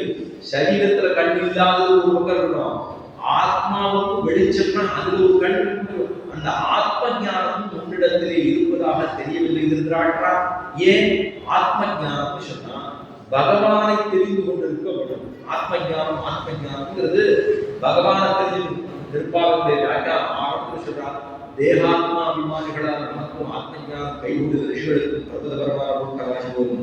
ரிஷிகளுக்கும் ஆழ்வார்களுக்கும் அத்தனை வாசி போகும். ஆழ்வார்களுக்கும் பெரியாழ்வாருக்கும் அத்தனை வாசி போகும். பெரியாழ்வாருக்கும் ஆண்டாளுக்கும் அத்தனை வாசி போகும். ஒரு தனி சொற்றொடராகவே கொடுக்குறான்.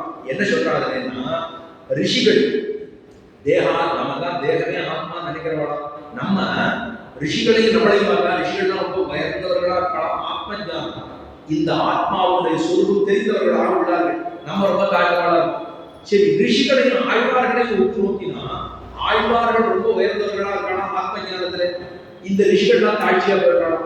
சரி, ஆழ்வார்களுக்குள்ள பெரிய ஆழ்வாரையும் மற்ற ஆழ்வார்களையும் ஒப்பு நோக்கினால் பெரியாழ்வார் ரொம்ப உயர்ந்தவரா இருக்கலாம் ஆத்ம ஞானத்துல, மற்ற ஆழ்வார்கள் எல்லாம் தாட்சியா இருக்கலாம். சரி, பெரியாழ்வாரையும் ஆண்டாளையும் ஒப்பு நோக்கினா ஆண்டாள் ரொம்ப உயர்ந்தவளா இருக்கலாம் ஆத்ம ஞானத்திலே. பெரியாழ்வார் கூட தாட்சியா இருக்கிறார், பாப்பராக இருந்தபடினாலும் கூட. அப்படின்னு ஆண்டாள் எவ்வளவு உயர்த்தி, அத்தனை தூரம் உயர்ந்ததுதான் இந்த திருப்பாவை சொல்றார். அந்த ஆத்ம ஞானமும் உனக்கிலேயே இருக்கிறாண்டா. நீ தேகமே ஆத்மான்னு நினைத்துத்தானே உன்னுடைய பிள்ளைகள்லாம் இவ்வளவு நல்லது நினைக்கணும்னு பாக்கல. அந்த ஆத்ம ஞானம் உன்னிடத்திலே இல்லாதபடினாலே பண்டிதனாக இல்லை. உன்னிடத்திலே பொறுமை இல்லாதபடினாலே பண்டிதனாக இல்லை. அதே போல தர்ம நித்தியதா, தர்மத்து சிந்தனையும் உன்னிடத்துல இல்லையே. தர்ம சிந்தனை இருந்திருந்தா நீ பண்டிதனும் ஒன்று நான் சொல்லுவேன். தர்ம சிந்தனையை துணி கூட இல்லையே உன்னிடத்துல அப்படின்னு சொல்லி தர்ம நித்தியதா இல்லாததுனாலே உன்னை பண்டிதன் என்று சொல்ல முடியாது. மேலே சொல்றான், சமாரம்பா கடமையெல்லாம் செய்யணும்னா எல்லாருக்கும் ஒன்னா நோக்கி தானே கடமை பண்ணிக்கணும். கடமை பண்ணுவதிலே நீ தவறிவிட்டாய். உன்னுடைய பிள்ளைக்கு ஒரு மாதிரி, அடுத்தவர் பிள்ளைக்கு மற்றொரு மாதிரி சமமாக பாவிக்காமல் கடமையை செய்யாது போனதினாலும், உனக்கு தர்ம சிந்தனை இல்லாததினாலும், உனக்கு பொறுமை இல்லாததினாலும், ஆத்ம ஞானம் இல்லாததினாலும் நீ பண்டிதனாக கொள்ளப்பட மாட்டாய் அப்படின்னு சில இந்த அறிவுரைகளை எல்லாம் விதுரர் திருதராட்டருக்கு சொன்னார். அப்படிங்கிறதோட இன்றைய தினம் விதுர ரீதியிலே சில விஷயங்களை சொல்லி முடிந்தே. இப்பொழுது ஆண்டாளுடைய பாசனம் அது சொன்னான். ஆழிநடை கண்ணா ஒன்று நீகை கலவே ஆழியுள்ளுக்கு முகல் கொடாந்தேவி ஒளி முதல்வன் முருகம் போல் மேகெடுத்து ஆழியந்தோருடைய பராமங்கையில் ஆழ்வோர் நின்று வளம்பொலி போல் நின்றறிந்து ஆழாதேசாங்கம் உதைத்த சரவணை போல் வாழ உலகில் பெய்திடாய் நான்களும் மார்கள் நீராடும் கண்டியேலோரும் பாவாய் வாடி புறத்தில் ஜெகத்துதித்தாள் வாடியே